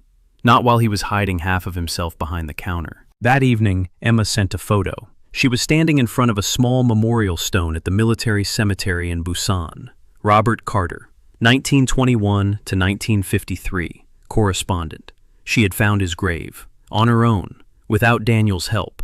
Using the information he'd given her, she mapped out a route and drove to Busan over the weekend. She found it. She stood in front of the stone with flowers in her hands. In the photo, she wasn't smiling. She wasn't crying. She was just standing there, calm, grown up, different. Under the photo, 1 word, thank you. Daniel looked at the photo and thought about the price. 3 memories for this moment, for this calm face in front of the stone, for these flowers, for this word. Was it worth it? He closed his eyes. Yes, it was worth it. Even if tomorrow he couldn't remember the color of his own walls, it was worth it. January was brutal, not because of the cold. The cold in Seoul was familiar, dry, sharp, like a knife cutting an apple. The pace was brutal. The coffee shop was picking up steam. Wednesday evenings had grown to 30 people. Mr. Park hired an assistant for the kitchen. Minseo worked 4 days a week. Officially, she was still on the staff of the chain across the street. She went there in the morning. She came to another cup around lunchtime. Her manager at the chain started to get suspicious. Minseo didn't care. She had found something in this little coffee shop. Not a love of coffee, not yet, but something similar. Interest, curiosity. Why people drink bad coffee while chatting. She still didn't understand, but she wanted to understand. And that desire to understand was the first real feeling she'd had in 3 years. Daniel watched Minseo, not as a woman, as a person slowly thawing out. She never smiled, never joked. She spoke only as much as necessary, but in the little things, in the way she wiped the counter, slightly slower than necessary, lingering, in the way she looked at customers as they tasted her coffee, not at their reaction, at their faces, at how they closed their eyes, at how their shoulders relaxed. She watched it like a hungry person watches food. She missed the pleasure others derived from what she did, a simple human delicious. Daniel saw it and waited. He didn't rush her, he waited. At the end of January, Minseo came in on a Saturday morning, earlier than usual. Daniel was alone. She walked in and stood by the door, silently. Something wasn't right. Daniel could tell. Her shoulders were tense. Her hands were in her pockets. Her eyes were red, not from tears, from lack of sleep. He didn't ask what had happened. He made some Colombian coffee, her favorite, sad coffee for an autumn evening, even though it was winter outside. He set it on the counter. Minseo walked over, took a sip, silently. Then she spoke. She'd been fired from the chain. The manager found out she was working here. Breach of contract. 3 years of service. A championship title. That was it. Daniel listened. Minseo spoke evenly, without emotion, like a report. Facts, dates, contract clauses. She wasn't complaining, she was listing them, as if it had happened to someone else. When she finished, she paused. Then she said, "I have nowhere to go." Daniel looked at her. He said there was a place, right here. Minseo looked at him. For the first time ever, he saw in her eyes that something other than cold. Not warmth yet, but the absence of cold, like the first day when the ice on the river starts to crack. She nodded, didn't say thank you, just nodded. And she turned to the coffee machine and started working. From that day on, she worked at another cup every day. Daniel thought about the trip, a strange thought. It came at night and wouldn't go away. Minseo had lost her taste, literally and figuratively. She made perfect coffee and felt nothing. She needed a day without coffee, a day without work, a day where she was just a person, not a barista, not a champion, not a professional, just Minseo, 25 years old, who once loved the taste. Daniel thought about it for 2 days. Then he made the suggestion. Let's go to Busan, for 1 day, no coffee. Minseo looked at him. She asked why. He said just because. To eat street food, to look at the sea, to breathe different air. Minseo was silent for a long time. Then she said okay, but her face showed that she didn't understand why she'd agreed. Saturday, 6 a.m., the KTX train, Seoul to Busan, 2 hours and 15 minutes. Minseo sat by the window. She looked at the scenery. She was silent. Daniel sat next to her and didn't speak, not because he had nothing to say, because she didn't want words. She needed silence, a different kind of silence. Not the kind you find in a coffee shop, the kind you find on the road. The silence in which fields and houses and stations flash by. In Busan, they got off at Haeundae. The beach in winter is a different world. Empty, gray, honest. The wind from the sea. Salty, cold. Minseo stood on the shore and looked at the water. The wind ruffled her hair. She didn't fix it. For the first time ever, she wasn't in control of something. Her hair. A small thing, but for Minseo, who controls the temperature of her coffee down to the exact degree, it was a lot. They went to Jagulchi Market, the fish market, the largest in Korea. Noise, smells, the shouts of vendors, live fish in tanks, octopuses on the counters, mountains of shrimp, steam rising from the grills. Minseo stood in the midst of this chaos, and Daniel saw something in her change. Not her face, her posture. Her shoulders dropped slightly, her jaw relaxed. She stopped being a barista. She became just a girl at the fish market.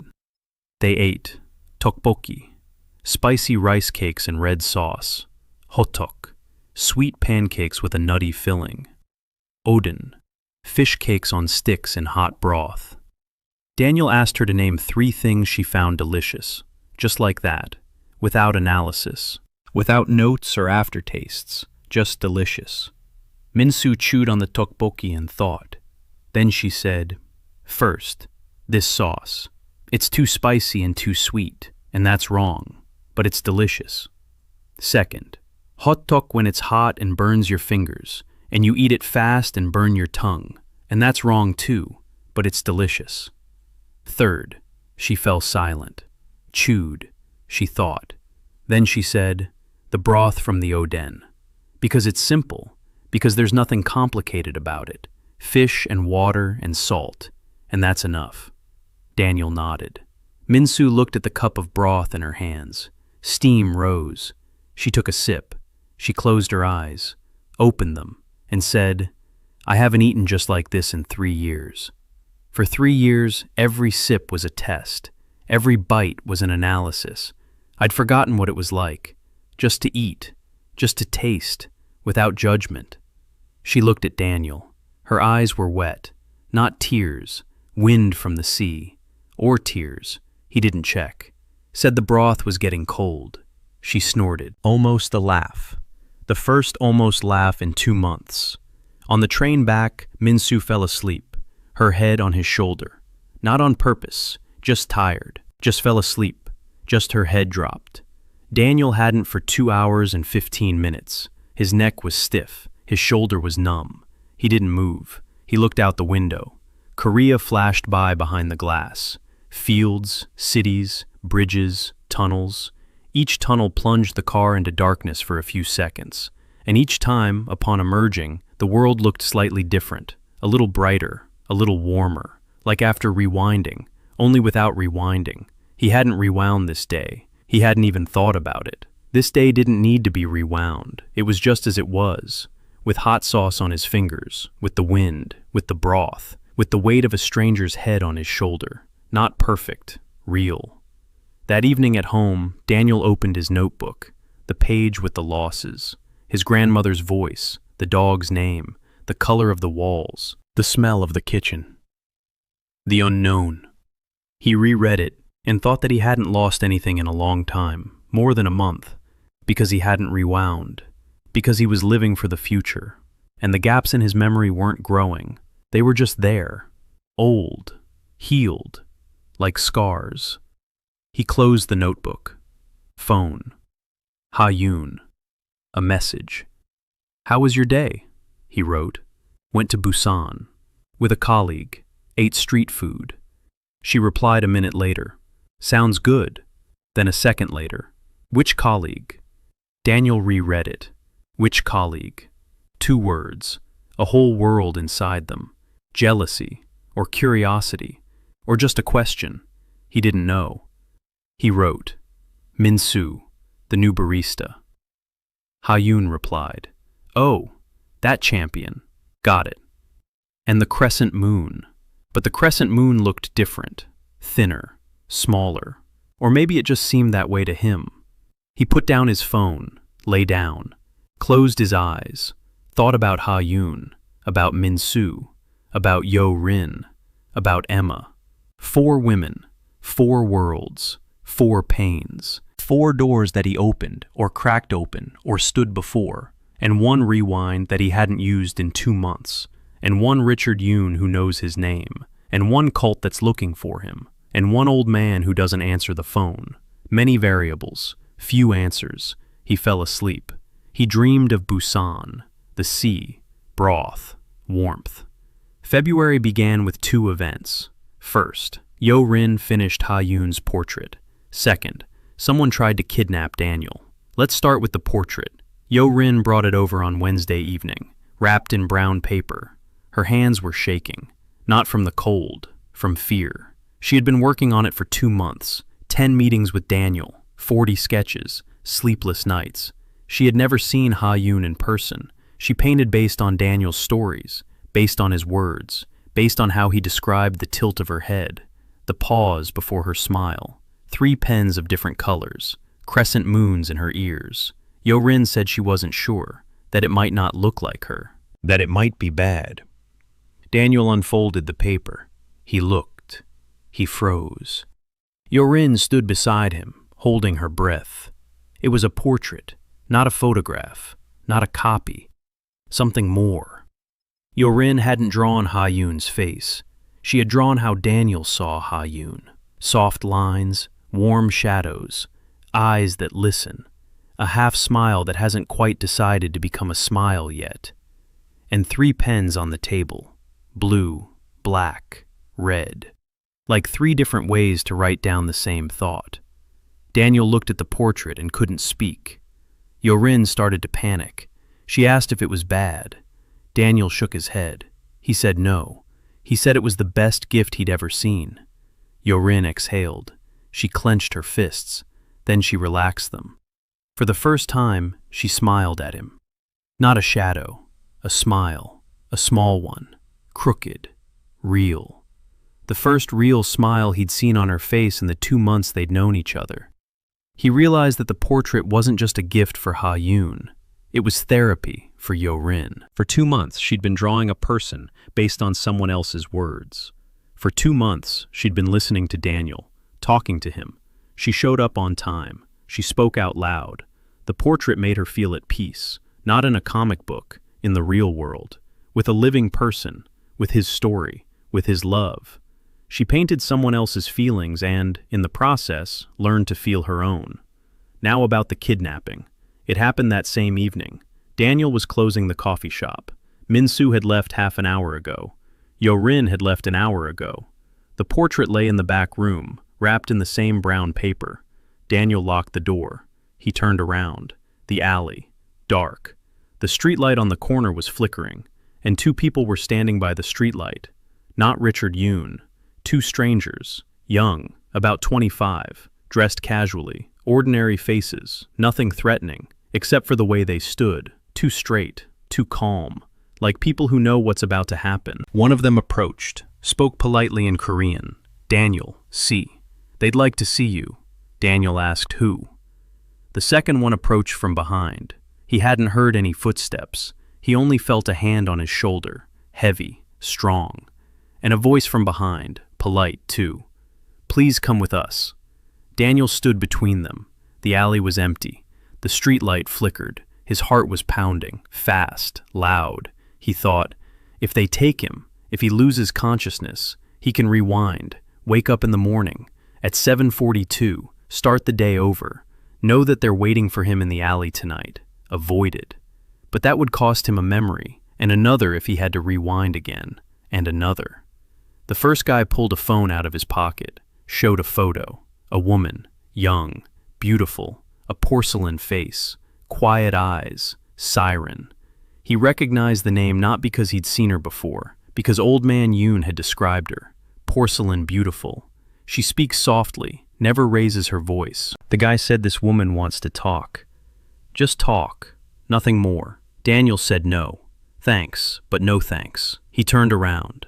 He walked away. The hand on his shoulder tightened, harder, more painfully. Daniel stopped. The second guy said, "This isn't an invitation." Daniel stood. He thought, quickly, if they shove him into the car, if they drive him away, if he loses consciousness from a blow or a shot, he'll rewind, wake up in the morning. But he doesn't know how many times he'll have to rewind to get out of this day. Every attempt is a memory. 7 attempts maximum, 7 memories, 7 holes. He clenched his teeth. He bolted. His shoulder burned with pain when a hand from behind yanked him back. He fell, knees on the asphalt. He got up. He ran. Not toward home, toward the main street, toward people, toward the light, toward the cameras. They ran after him, fast, young, trained. Daniel wasn't fast. He wasn't trained. He was just a barista running through the night streets of Seoul from people who wanted to take him away. He turned into a courtyard, jumped over some crates, ran out onto a parallel street. A round 24-hour store, lights, people, cameras. He burst inside, breathing heavily, knees scraped, shirt torn. The cashier looked at him with concern. He said everything was fine. He fell. He slipped. He stood by the ramen shelves and looked out the window at the street. No one. They didn't follow him into the store. Too many cameras. Too many witnesses. Daniel stood in the store for half an hour. He bought some water. He went out. The street was empty. He walked home. A different route. A long one. Through the main streets. Through the well-lit intersections. At home, he locked the door with every lock. He sat down on the floor. His hands were shaking. Not from fear, from adrenaline. No, from fear too. He called old man Yoon. Voicemail. He called again. Voicemail. He wrote a message. They tried to take me, 2 of them, by the coffee shop. They showed me a photo of Siren. The reply came 3 minutes later. Where are you now? At home, locked in. Next message. Tomorrow morning at Im's tea house, in Jongno-gu, 9 a.m. Come. Not alone, with someone. Daniel sat on the floor and thought about who. Ha-yoon. No, he couldn't drag her into this. Emma, Minseo, Ye-rin. No, no one. He couldn't risk them. He'd go alone. He lay down, closed his eyes. On the edge of sleep, a question. You want to go back? He could, Rewind this day. Wake up in the morning. Not leave the house in the evening. Not end up in that alley. Not run. Not be afraid. But that's just a memory, and it won't solve the problem. It'll just put it off for a day. They'll come again. Tomorrow. The day after tomorrow. In a week. Rewinding doesn't save you from the future. It just replays the past. He said no, not today. Today he'll move forward, into tomorrow, with scraped knees and a torn shirt and fear in his chest. But forward. He fell asleep. He woke up. A new day. His knees ached. The shirt lay on the floor. It was all real. It all happened. And now he had to decide what to do next. In the morning he went to the tea house. Alone. He arrived at 8:50. Old man Yoon was already sitting inside. At the same table in the corner. A cup of tea, a brown raincoat. The same eyes. But today there was something different in them. Anxiety. Daniel sat down across from him. The old man looked at his knees, at the scratches, at his hands. He nodded. He said things were bad. He said the cult had accelerated. They found Daniel sooner than he expected. The neural network, that very one, analyzing social media, looking for anomalies. Daniel asked what kind of anomalies. The old man explained. When a rewind carrier relives a day several times, they sometimes leave traces, photos in different places with different captions. Posts that don't exist later. Minor discrepancies that an ordinary person wouldn't notice, but the algorithm would. Daniel thought. His Saturday. The first one. The one in which he died. He hadn't posted anything. But Ha-yoon. In the first run, they were sitting in a café, and she could have posted a photo. And in the second run, the evening went differently, and the photo was different. Or there was no photo at all. A minor discrepancy. Enough for the algorithm. The old man nodded. He said exactly that. Daniel asked what to do. Old man Yoon was silent. Then he said there was a person, from Echo, who could help, who could protect. But she had her own rules, and her own resonance. Daniel asked who. The old man finished his tea, set down the cup, said, Julia Han. She's already in Seoul. She flew in yesterday, from Los Angeles. Daniel asked why. The old man looked at him. He said, because you're not the only one they're looking for, and because Siren is gathering power, for something big. The old man didn't know exactly what, but he knew there was little time left. Daniel sat in a small tea house, drinking tea and thinking about how his life, which 3 months ago had been simple, quiet, and ordinary, had now become something completely different. And he wasn't sure he was ready for it, but he had no choice. The choice had been made on the bridge over the Han River on a rainy September night, when he slipped, when he laughed, when he died, and when he woke up. Julia Han appeared the next day. Daniel was standing behind the counter in the coffee shop when the door opened and a woman he'd never seen before walked in. Tall, leather jacket, shoulder-length black hair, a calm face, not cold like Minseo's, calm like someone who had long ago decided not to waste energy on expressing emotions. She approached the counter. She ordered an iced Americano. Daniel looked out the window. February, 3 below zero. She ordered an iced Americano. He made it. She took the glass, took a sip, looked at him, said, Yoon-si says hello. Daniel set down the cup he had been wiping. Julia Han, from Echo, from Los Angeles, the very one. She sat down at the counter, not at a table, at the counter, like someone who wants to be close to the exit, or close to the person she's protecting. She explained quickly, without unnecessary words. She's an Echo agent, assigned to Daniel after the kidnapping attempt. Her job, to watch, to protect, not to interfere in his life more than necessary. She has a resonance, slow down. For 3 seconds, she can slow down someone else's perception. A person sees the world as if through thick honey. 3 seconds, not long, but enough to dodge a blow, or land one of your own. Daniel asked how she got her resonance. Julia took a sip of her Americano. She said, not now, later, maybe. Daniel nodded. He understood.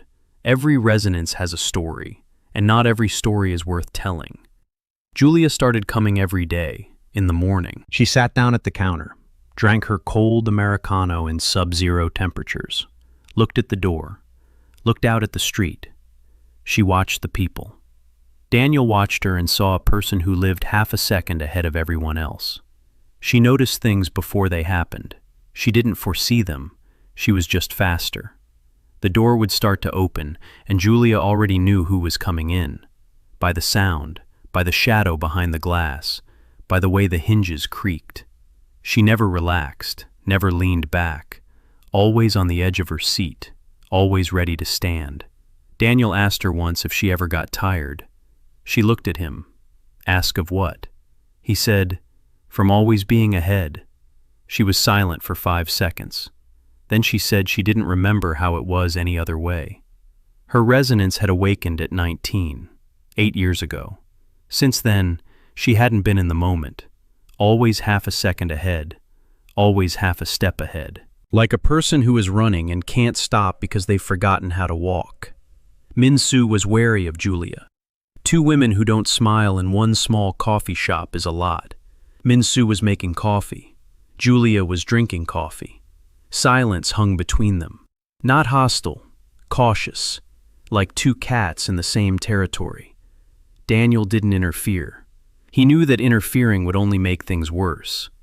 On the 3rd day, Minseo placed a glass in front of Julia. Not a cold Americano, a hot one, a latte, with a design on the foam. A bear, a small, angry bear. Julia looked at the glass, then at Minseo. Minseo said that drinking something cold in the freezing cold wasn't resilience, it was stupidity. Julia raised an eyebrow, took a sip. Hot, sweet, smooth. She closed her eyes for a second. Just 1 second. For Julia, it was an eternity. She opened them, said the bear looked like her. Minseo snorted. Daniel saw this and thought that the world was simpler than it seemed. Sometimes 2 cold people find common ground through a little angry bear on the foam. 2 weeks passed without incident. The cult was silent. Richard Ye-rin hadn't shown up. Neither had the 2 from the alley. Julia said that didn't mean they were gone. It meant they were watching, waiting, gathering information, studying his routine, his people, his weak spots. Daniel asked what weak spots. Julia looked at him, then at the door Ha-yoon had just walked out of, then at Minseo behind the car, then back at him. She didn't say anything. She didn't need to. His weak spots are his people, the ones he loves, the ones he listens to, the ones for whom he's willing to turn a blind eye.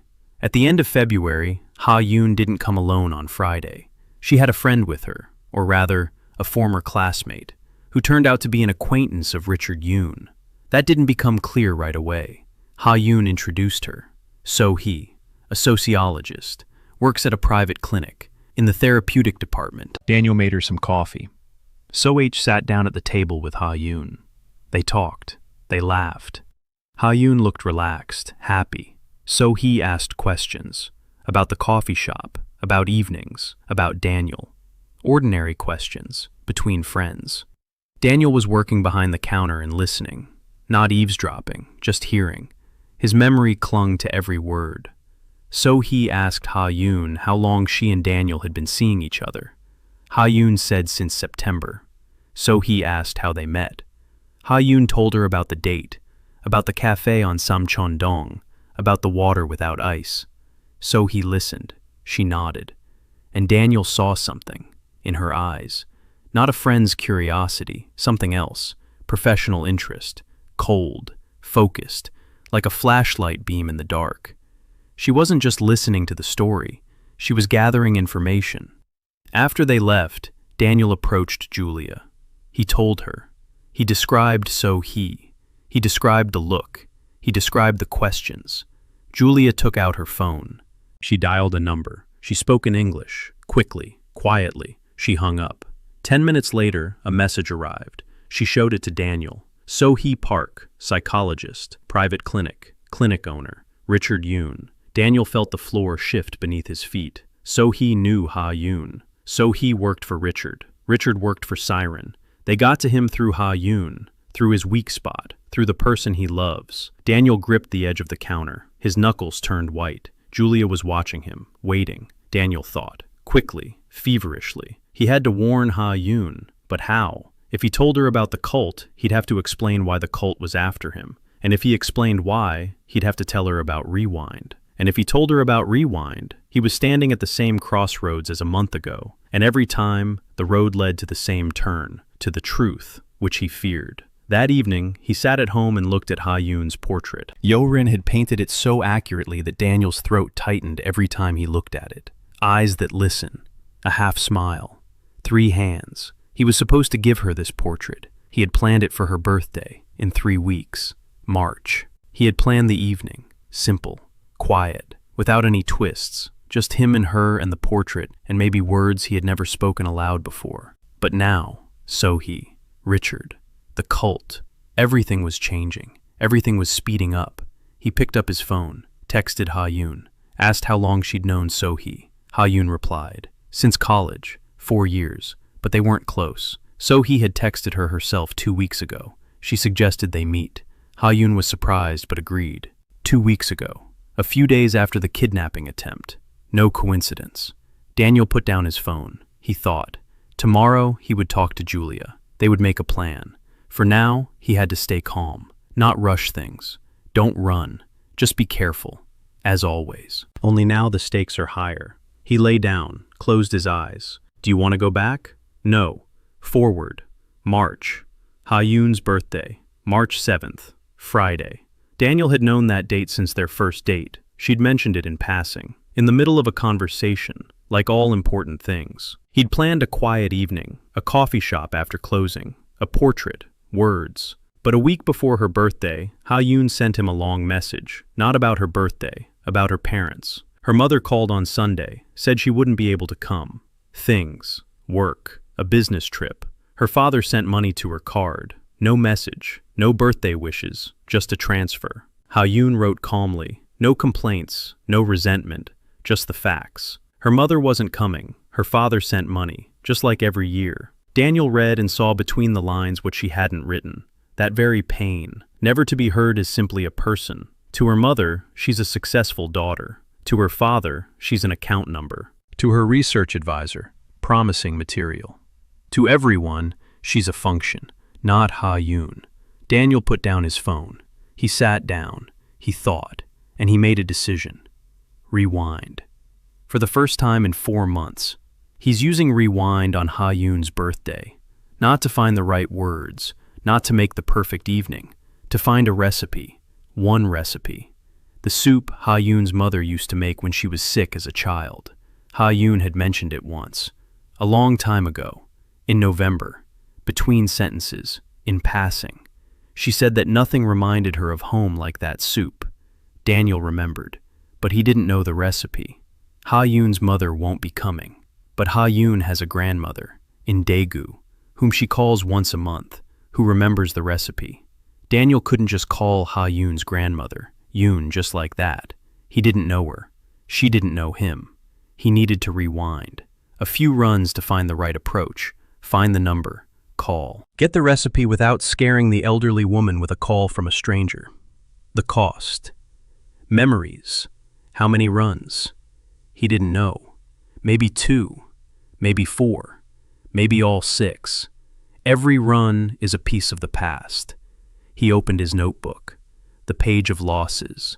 His grandmother's voice. The dog's name. The color of the walls. The smell of the kitchen. The unknown.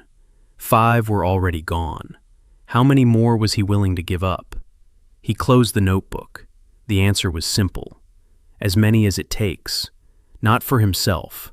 For her. March 7th. The first run. 7:42 a.m. The alarm. Daniel got up. Quickly. He had a plan. In the morning, he called Emma. Emma knew people. Emma knew how to talk. Emma could help find the grandmother's contact through social media. Emma helped. In 2 hours, she found the grandmother's account on a video calling app. Daniel called. The grandmother answered. He introduced himself as Ha-yoon's friend. The grandmother grew wary. She asked what kind of friend. Daniel said, "B. Liz Kim." Grandma asked if he was her boyfriend. Daniel said, "I hope so."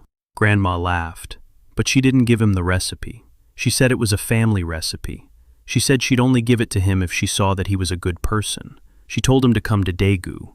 Daniel looked at his watch. 11 a.m. Daegu was a 2-hour train ride away. He wouldn't make it in time. He needed to go back and start earlier. He went to bed that evening. You want to go back? Yes. 7:42, second run. He lost a memory. He didn't realize which one right away. By lunchtime, he realized. He couldn't remember the name of his best friend from high school. He knew he had a friend. He knew they sat at the same desk. He knew they played after school. He remembered the face, not the name. A hole. Neat. Round. As always. He got on the train at 6:30 a.m. in Daegu by 9. He found his grandmother's address through the notes from the first run-through. He arrived. He rang the doorbell. The grandmother opened the door. Small. Frail. Eyes like Ha-yoon's. The same eyes. The same depth.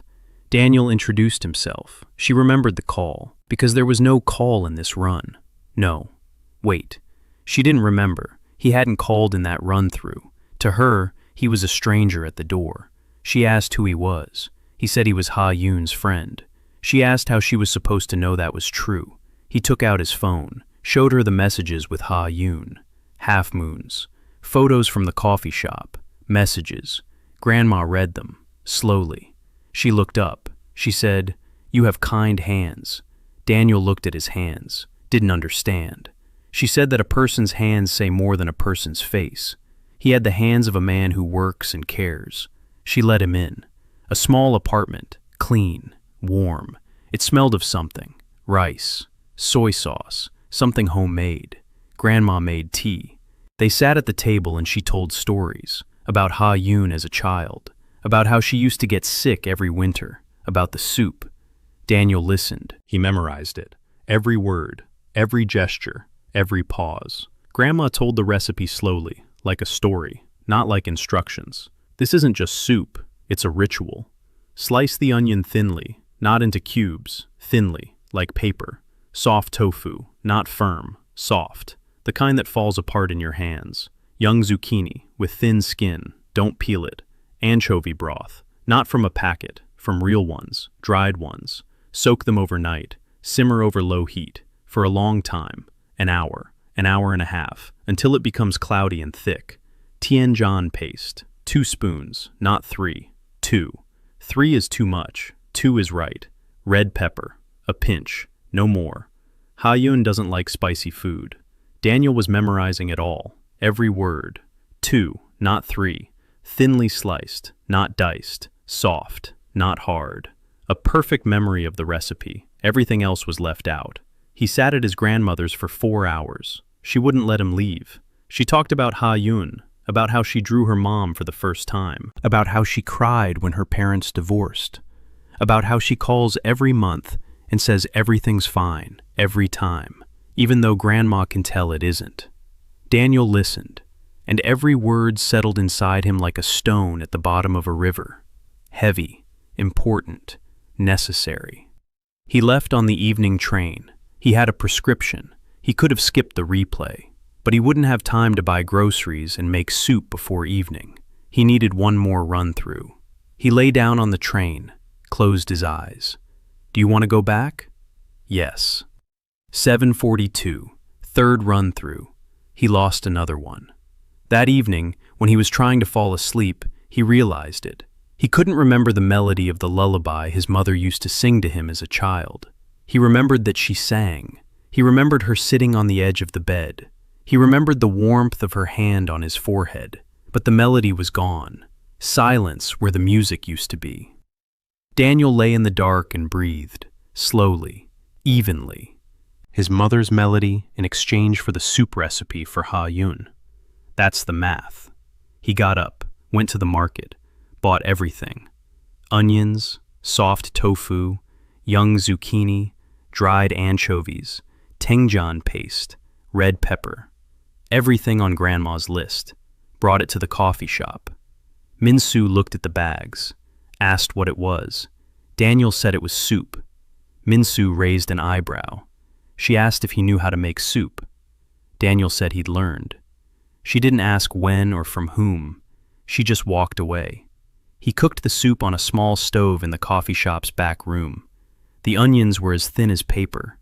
The tofu was soft, falling apart in his hands. The zucchini had thin skin. The broth was made from anchovies. He couldn't soak it overnight. There wasn't time. But he remembered what his grandmother used to say. If there's no time to soak it, cook it on the very lowest heat for 2 hours. It'll be almost the same. He cooked it. 2 hours. Tenjan noodles. 2 spoonfuls, not 3. Pepper. A pinch. The soup smelled. It smelled just as it should. Like home. Like warmth. Like hands that love you. Minseo walked past the back room. She stopped. She took a breath. She didn't say anything. She left. But Daniel saw her face. She remembered something. The smell of food cooked with love smells the same in any country. Evening. The coffee shop after closing. Daniel invited Ha-yoon. He said there would be a small birthday celebration. She arrived at 7. A green sweater, crescent moons, her hair down. She walked in and saw 1 table, 1 candle, a portrait wrapped in brown paper, and a small thermos. Daniel was standing nearby, alone. No Minseo, no Ye-rin, no Emma, no Julia, just him. She walked over, looked at him, asked what it was. He said it was a gift. 2 gifts. The first, the portrait. She unwrapped it, saw herself. Not herself in the mirror, herself through his eyes. Soft lines, warm shadows, eyes that listen. 3 pens. She looked at it for a long time, ran her finger over the paper, asked who drew it. He said Ye-rin. She asked how Ye-rin knew what she looked like. He said he'd been describing her. For 2 months, every Saturday. He described how she held a pen, how she tilted her head, how she smiled with a slight delay. Ha-yoon was silent. She looked at the portrait, then at him, then back at the portrait. A second gift. He opened the thermos. He poured soup into a cup, set it in front of her. Steam rose, the smell, onions, tofu, tenjan, anchovy broth. Ha-yoon froze. She took the cup, brought it to her face, inhaled, and he saw it. Saw something inside her break. Not in a bad way, good, like a wall that had finally come crashing down. She tasted a spoonful, closed her eyes, and cried, quietly, without a sound. Tears just flowed, down her cheeks, down her chin, onto her green sweater. She cried and ate the soup, and Daniel just sat there beside her, didn't say a word, didn't try to comfort her, didn't explain, didn't touch her, just was there, beside her. She cried for 10 minutes, then she wiped her face with her palm, looked at him. Red eyes, wet eyelashes, a quiet voice. "How did you know?" Daniel said. "I was listening." She looked at him. For a long time, like someone trying to understand something impossible. Then she said quietly, "No one, ever, in her whole life. No one had ever heard her like that." Daniel was silent, because if he'd opened his mouth, he would have told the truth. That he hears her because he's lived through Saturday twice. That he hears her because he has 6 chances in a single day. That he hears her because he's a liar. But he didn't say it. He couldn't. Not this evening. Not when she's crying over the soup her mother used to make. Not now. They were sitting in an empty coffee shop. The candle was burning down. After the birthday, something had changed. Not between him and Ha-yoon, between him and himself. Daniel stood behind the counter, making coffee, and felt a crack growing inside him. Not on the ceiling, inside, between who he was with Ha-yoon and who he really was. She thought he heard her because that's who he was. Attentive, sensitive, special. But he heard her because he had several chances for every important day, because he had a rewind button. And every time she looked at him with those eyes red from tears, those eyes that said, "You're the only one who hears me," the crack grew wider. He couldn't sleep with her, couldn't eat with her, couldn't sit next to her without thinking about how she loved lies. Beautiful ones, warm ones, but lies. He loved her, of that he was certain. Not because he'd found the key, not because he'd found the right combination on the 7th try. He loved her because she was the only person around whom he didn't want to fast forward. But she didn't know that. She knew only the result, not the process. She saw water without ice, soup from childhood, the right words at the right moments. She didn't see the price, the empty spaces in his memory, the holes, the voice of a grandmother who isn't there, the melody of a mother who isn't there, the name of a friend who isn't there. She didn't know that every correct gesture of his was paid for with a piece of the past, and that wasn't fair. Julia noticed. Of course she noticed. She saw everything half a second earlier. One morning when the coffee shop was empty, she walked up to the counter. She drank her hot latte. Minseo had won. The cold Americano was a thing of the past. Julia looked at Daniel. She said he looked like a man carrying something heavy. Daniel said everything was fine. Julia said it was the first time he'd lied to her. Daniel looked at her. She didn't look away. He put down the rag, sat down across from her, and said, he didn't know how to tell Ha-yoon the truth. Julia asked, what truth? He said, the whole truth. About the rewind, about Saturday, about the second take, about the water without ice that he noticed not the first time, but the second, about the soup for which he rewound the day 3 times, about the memories he gave up, about how every time she says he's special, he wants to scream, because he isn't special. He's just a con artist with a rewind button. Julia listened. She drank her latte. When he finished, she was silent for a minute. Then she said one thing. She asked if a con artist would ever worry. Daniel didn't answer. She continued. She said that a manipulator doesn't suffer from the fact that he manipulates. He enjoys it. But Daniel suffers. So he isn't a manipulator. He's a person with a tool who doesn't know how to use it properly. Daniel said that didn't change the fact that Ha-yoon didn't know. Julia nodded. She said it didn't change anything. She said she needed to find out, but not now. First, they need to deal with the cult. Because if Ha-yoon finds out about rewind, and so he finds out about it through her, the information will reach Richard, and from Richard to Siren. And then Ha-yoon will become more than just a weak spot. She would become a target. Daniel clenched his fists. Julia was right. Time and truth. 2 enemies that cannot coexist. He had to choose. Protect Ha-yoon from the truth or protect her from the cult, and he couldn't do both. April brought a denouement no one expected. Richard Yoon came again, not to the coffee shop, to the street. Daniel was walking home that evening, alone. Julia had left that day to meet with Echo. Richard was waiting by the entrance, standing there, hands in his pockets. His face was calm, the same mask. Daniel saw him and stopped, turned around. Richard said there was no need to run away, said he'd come to talk. Just to talk. No people, no kidnappings, just 2 psychologists. Daniel didn't move. Richard continued. He said he knew about rewind, knew how many times Daniel had used it, knew about the memory loss, knew about Ha-yoon, about Minseo, about Ye-rin, about Emma, about Julia, about everyone. Daniel listened and felt a chill, not from the wind, from the realization.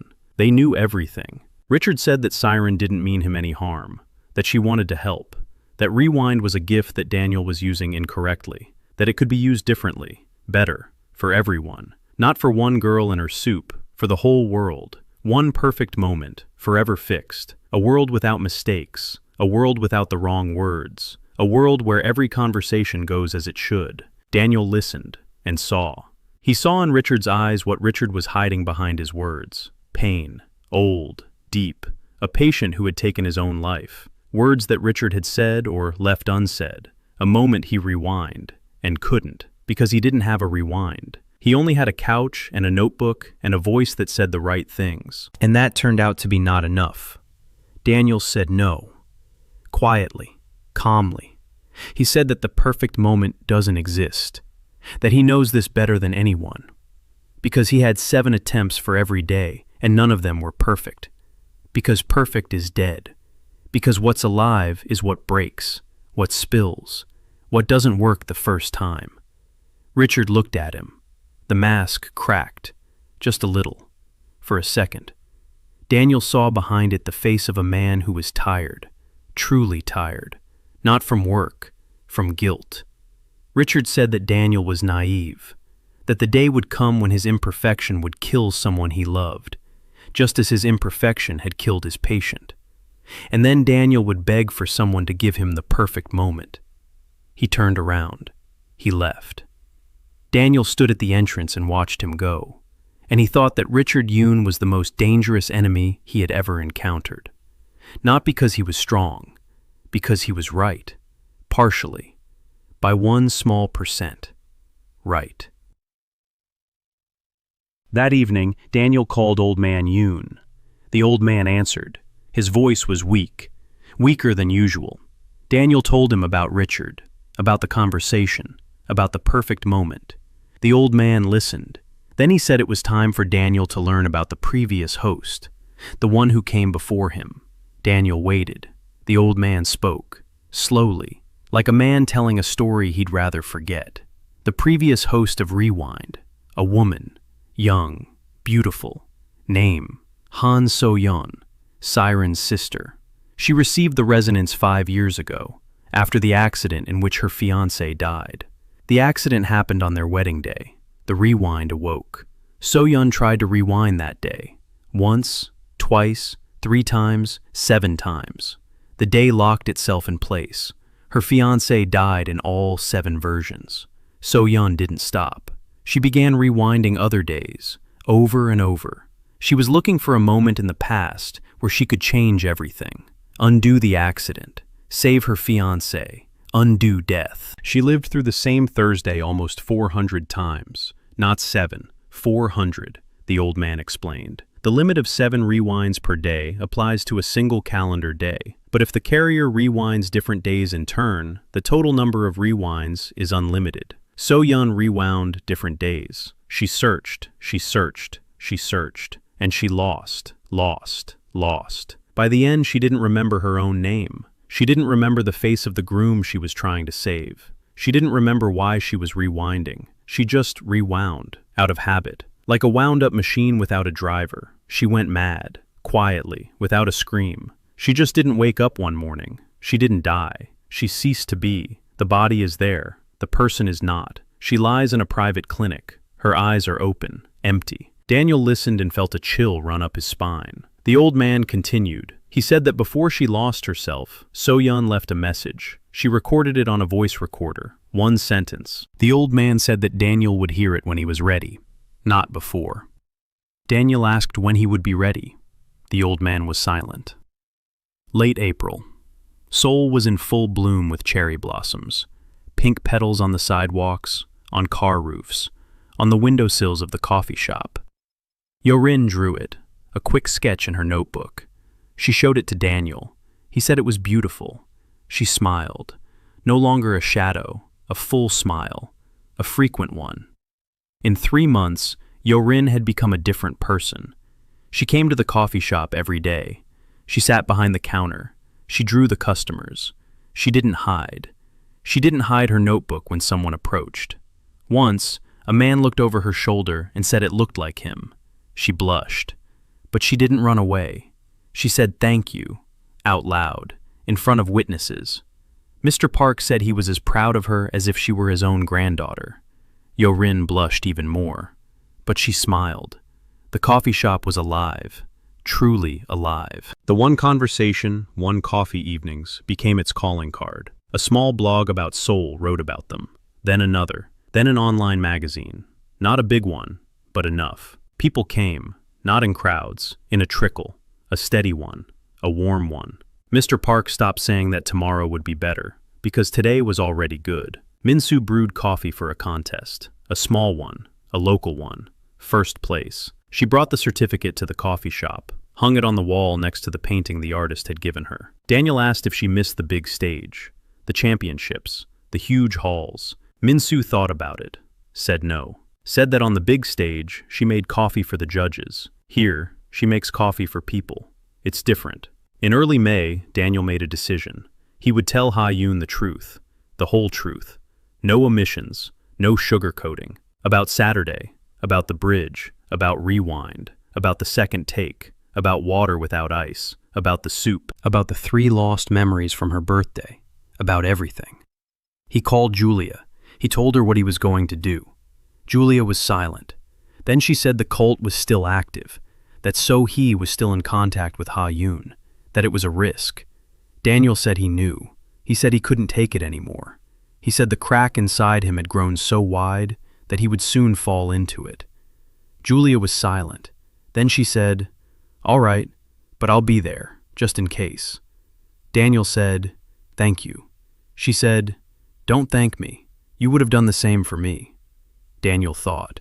Yes, he would have. He invited Ha-yoon to a coffee shop in the evening, after closing time. She came, green sweater, crescent moons, the third table. She sat down, smiled, asked what the occasion was. Daniel sat across from her, not behind the counter, across from her, like on a first date, only now there was no menu and no small talk between them. It had been a year, a whole year, Wednesdays and Fridays, crescents in messages, soup for her birthday, a portrait on the wall, silence that meant more than words. He began to speak, from the very beginning, from the bridge, from the rain, from the wet railing, from the blow to the temple, from the alarm at 7:42. Ha-yoon listened. She didn't interrupt. Her face changed, slowly, like the sky before a storm, from surprise to confusion, from confusion to fear, from fear to something he couldn't read.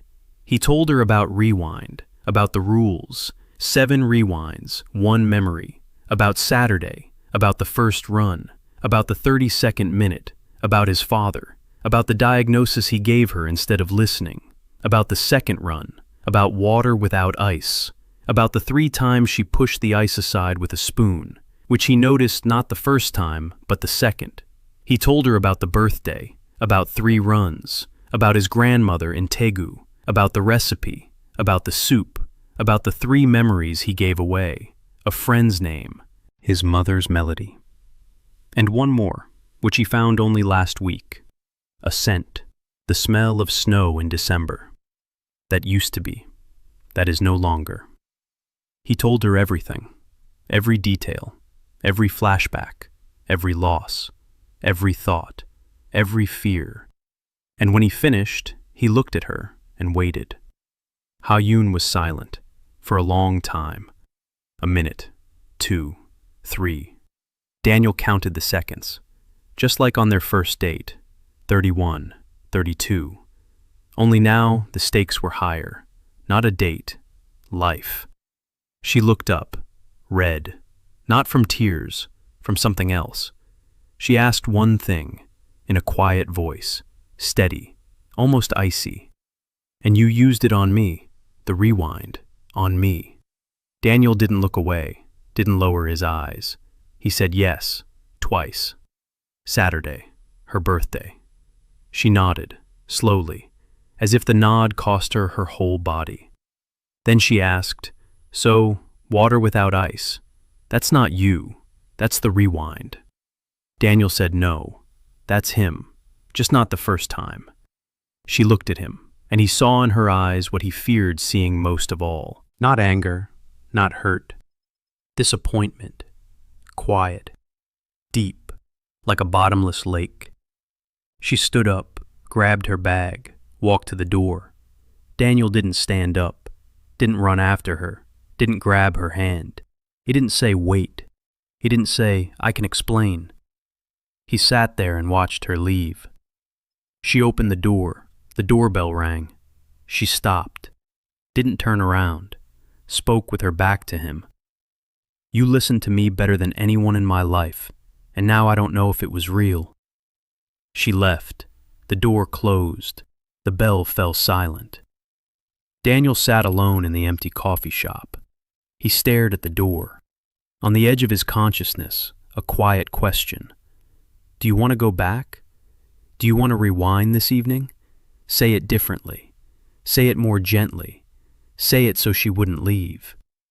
7 attempts, 7 versions of this conversation. In one of them, she stays. In one of them, she smiles. In one of them, she says she forgives him. He could have found the right words. In 7 attempts, you can find the key to any lock.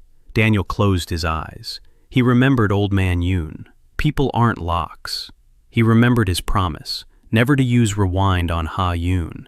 He'd broken it twice, Saturday and her birthday. He wouldn't break it a third time. If she left, she'd leave for good. On the first take, the only one, he opened his eyes, looked at the ceiling, a crack, a river. The same crack as in his room, the same river. He stood up, closed the coffee shop, went home, lay down.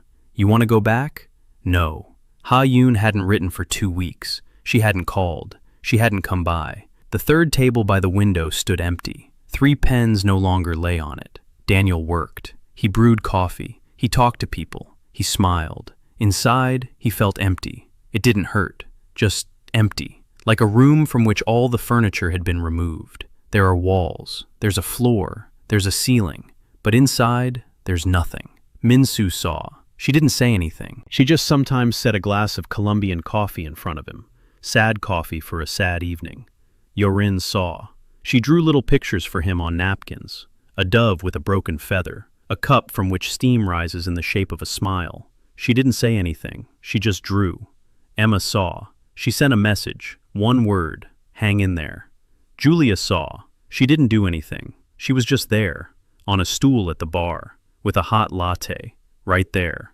On the 15th day, Old Man Yoon called himself. For the first time. His voice was weak. He said he didn't have much time. Not in a philosophical sense. Literally. He's sick. Has been for a long time. He hadn't said anything. He's speaking now because he has to. He said that Siren is preparing something big. She found a way, a device, a machine. Not physical, psychic, built from resonances. If you gather several carriers in one place at one moment and force them to use their abilities simultaneously, you can create a loop, a closed moment. Not for one person, for everyone. A single moment frozen forever. The world will freeze in a single second. Perfect. Forever. Daniel listened and felt the ground slipping from under his feet. The old man continued. He said that Siren had already gathered 3 carriers. She needs a 4th. The rewind carrier. Daniel. Without him, the loop won't close. He is the central link, the core, the key.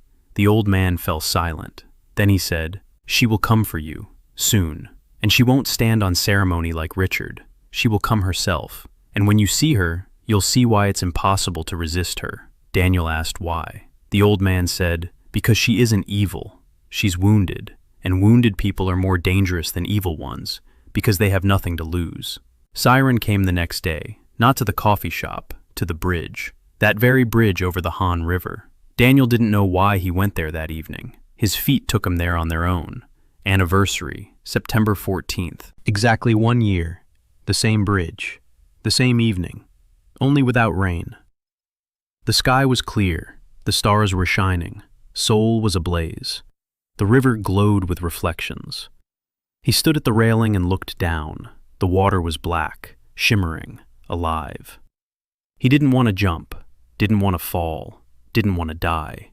He wanted to remember how it all began. Here, in this spot, a year ago, when he slipped, when he laughed, when he died. And when he woke up, a voice behind him, soft, like silk. She said, "You come here every year." Daniel turned around. Siren, Han So-ul, 30 years old, porcelain beautiful. The old man hadn't lied, a face from another century, like a theater mask but alive. Dark eyes, deep, not angry, empty, like the eyes of a person who has cried out everything there was to cry and now looks at the world through glass. She stood 3 meters away from him, a white coat, black hair, the wind from the river. She didn't move, didn't come closer. She waited. Daniel turned toward her. He looked. She looked at him. Silence. The river. The stars. 2 people on the bridge.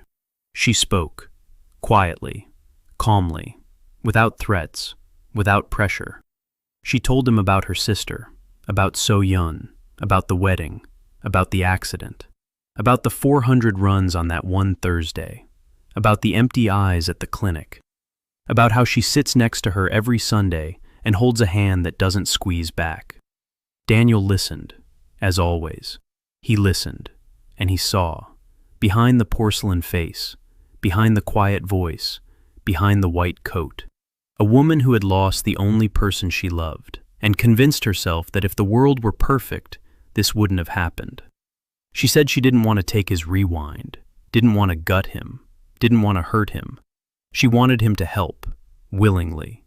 One moment, one perfect moment, frozen forever. A world where no one loses anyone, a world where no one says the wrong words, a world where no one slips on wet railings. Daniel listened and thought about Richard, about his words. The day will come when your imperfection kills someone. He thought about So-yeon, 400 replays, empty eyes. He thought about Ha-yoon, who left, who doesn't write, who has been silent for 15 days now. He thought about the soup, about 3 memories, about the melody of a mother who is gone. And at some point he almost said yes. Almost. Because Siren was right. Partially. By 1 tiny %. The world is imperfect. People lose people. Words hurt. Moments slip away. And nothing can be brought back. Almost. But then he remembered. He remembered the evening at the coffee shop when a man in a suit drank hot chocolate with cinnamon and cried. He remembered Ye-rin, who said hello out loud for the first time. He remembered Minseo, who ate tteokbokki in Busan and closed her eyes because of the spice. He remembered Emma standing before a headstone at the military cemetery. He remembered Julia, who closed her eyes for a second when she tasted a hot latte. I remembered Mr. Park standing in front of the new sign for 10 minutes. I remembered the pigeon with a broken feather, the delivery guy with the same old joke. I remembered the silence between him and Ha-yoon when she rested her head on his shoulder after the soup. None of these moments were perfect. The soup was slightly too salty. Ye-rin stumbled after her greeting. Minseo burned her tongue. Emma forgot the scissors and tore the wrapping paper off the flowers with her hands. Julia spilled a drop of latte on her leather jacket. Mr. Park stood in the rain and got soaked. Go Puppy pooped on the railing. The courier forgot the second part of the joke. Nothing was perfect. Everything was real. Everything was alive. All unique. Daniel looked at Siren. He took his phone out of his pocket. Old man Yoon had sent him an audio file that morning. A message from So-yeon, the last one, recorded before the void took her. He pressed play. A quiet voice, a woman's, young, hoarse with fatigue. One sentence. There is no perfect moment. There are only moments where I am seen. Siren froze. Her face didn't change. Her body didn't move. But Daniel saw it. Her eyes. Something happened in them. Like an earthquake at the bottom of the ocean. Not a ripple on the surface. Down below, everything shifted. She was listening to her sister's voice. A voice she hadn't heard in 5 years. A voice that said what she didn't want to. There is no perfect moment. There are only moments when I am seen. Siren closed her eyes. She stood there. The wind from the river. A white coat. Black hair. Silence. Daniel waited. She opened her eyes, wet, for the first time. She said, I know. 2 words. Quiet. Like the whisper of a dying person. She knew. She had always known. That there is no perfect moment. That the cult is a lie. That the resonance machine won't bring her sister back. That nothing will bring her sister back. She knew. But knowing didn't help. Because knowing is the head. And pain is everything else. Daniel took a step toward her. 1 step. No closer. He said he couldn't bring her sister back. Couldn't fix what was broken. Couldn't give her the perfect moment. But he could do one thing. See her. Right now. Here. On this bridge. Not Siren. Not the cult leader. Not the enemy. Han So-ul. 30 years old. The sister who sits by the bed every Sunday and holds a hand that doesn't squeeze back. He sees her. And it isn't perfect. It simply is. Siren looked at him. Tears were streaming down her face. Silently. Soundlessly. Just like Ha-yoon that evening with the soup. The quiet tears of people who have forgotten how to cry loudly. She said nothing. Turned away. Walked across the bridge. A white coat in the darkness. Footsteps. Quieter. Quieter. She disappeared. Daniel stood on the bridge, alone, looking at the river. His phone vibrated. A message. Ha-yoon. The first in 15 days. 4 words, I thought. You're real. Daniel reread it 3 times, 4, 5. You're real. It wasn't that you were real. You are real. Present tense, she thought.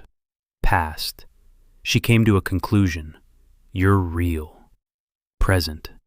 He typed a reply, deleted it, typed it, deleted it. Typed it a 3rd time, 2 words. I'm here. Sent. Waited. 1 minute, 2, 3, a reply. I know. A crescent moon, a small moon, the same one. Not thinner, not smaller, the same one. He went to the coffee shop, not home. To the coffee shop, opened the door, the bell, turned on the light, and saw. They're all here.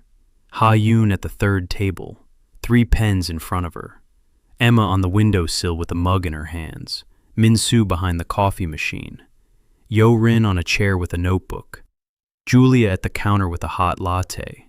Mr. Park in the corner with tea. They looked at him in silence. Ha-yoon had texted them, all of them, while Daniel was standing on the bridge. She had texted them. Go to the coffee shop. He's coming. Daniel stood in the doorway and looked at them, at each one. At Ha-yoon, who knew the truth and had come. At Emma, who knew part of the truth and had come. At Minseo, who knew nothing but sensed everything. At Ye-rin, who was afraid to enter rooms but was now sitting and waiting for him. At Julia, who could slow down the world for 3 seconds but was now just sitting there, slowly, without resonance. At Mr. Park, who knew about coffee and about people and nothing else was needed. Daniel said, Today, everything will happen just once, out loud, loudly. Ha-yoon looked at him. She understood. He had given up on rewind, for this day, for this evening. Everything just once, everything in the first take. He walked over to the counter. He started making coffee, for everyone. His hands were shaking. He dropped the tray. The cups went flying. Minseo caught one. 2 fell. They didn't break. They rolled across the floor. Minseo laughed, for the first time. For real. Loudly. Openly, like someone who had finally understood a joke that had been told to them for 3 months. Ha-yoon stood up. She walked over. She picked up a rag. She wiped the coffee off his shirt, calmly, without a word, like someone who'd done this 1,000 times, even though it was her first time. Emma took out her phone. She took a picture. Ye-rin opened her notebook. She started drawing, quick lines, nervous, lively, all of them. In that moment, with coffee on the floor and laughter and a rag and light, Julia silently handed him a spare rag, without a smile, but with something in her eyes that was better than a smile. Mr. Park sat in the corner, drinking tea, watching, and for the first time, he didn't say that tomorrow would be better, because today was enough. They sat there until midnight, drinking coffee, talking, laughing, being silent. Daniel told them, everyone, about rewind, about the rules, about the price, about the losses, about the bridge, about Saturday, about everything. Ye-rin listened and drew. Emma listened and asked questions. Minseo listened and remained silent. Julia listened and nodded. Mr. Park listened and drank tea. Ha-yoon listened and watched. When he finished, she said one thing. She said that the water without ice hadn't become any less real just because he'd noticed it on the 2nd pass. Because it doesn't matter when you noticed. What matters is that you noticed, and that you remembered, and that he brought the glass. Daniel looked at her. She looked at him. Crescents in her ears. The same ones. From the very beginning. He said nothing. Neither did she. And the silence was complete. Like the glass. To the brim. Without ice. Outside the window, Seoul was ablaze with lights. Somewhere on the roof across the street, maybe, and or maybe not. Siren stood and looked at the small coffee shop where the lights were on, where people sat at tables drinking coffee and talking. She lowered her hands. And for the first time in 10 years, she didn't know what she envied more, his strength or the fact that he had just rejected her. She turned. She walked away, into the darkness, into the night, into her pain, but a little slower, a little quieter, like a person who no longer runs, but simply walks, and maybe one day will stop. At the coffee shop, Daniel was washing the last cups. Everyone had left, except Ha-yoon. She was sitting at the third table, a notebook open, a red pen in her hand, a thought, not yet written down. Daniel approached, sat across from her. She looked up, said, "I don't forgive you, not yet, but I'm here." Daniel nodded. "That's enough. She's here. He's here. One day. Not perfect, not overplayed, not rewound. Real. With spilled coffee and a rag, and Minseo's laughter, and Ye-rin's drawing, and Emma's photo, and Julia's rag, and Mr. Park's tea, and a crescent moon in her ears. One day. The only one.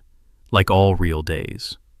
He stood up, walked to the door, turned the sign, closed, came back, sat down. Ha-yoon smiled. Not right away, with a delay, as always, as if the smile had been inspected before appearing on her face. Approved. Daniel smiled back. Windows were lighting up over Seoul, one by one. Every window is someone's life, someone's kitchen, someone's evening. Imperfect, unique, real. One day. Not perfect, real.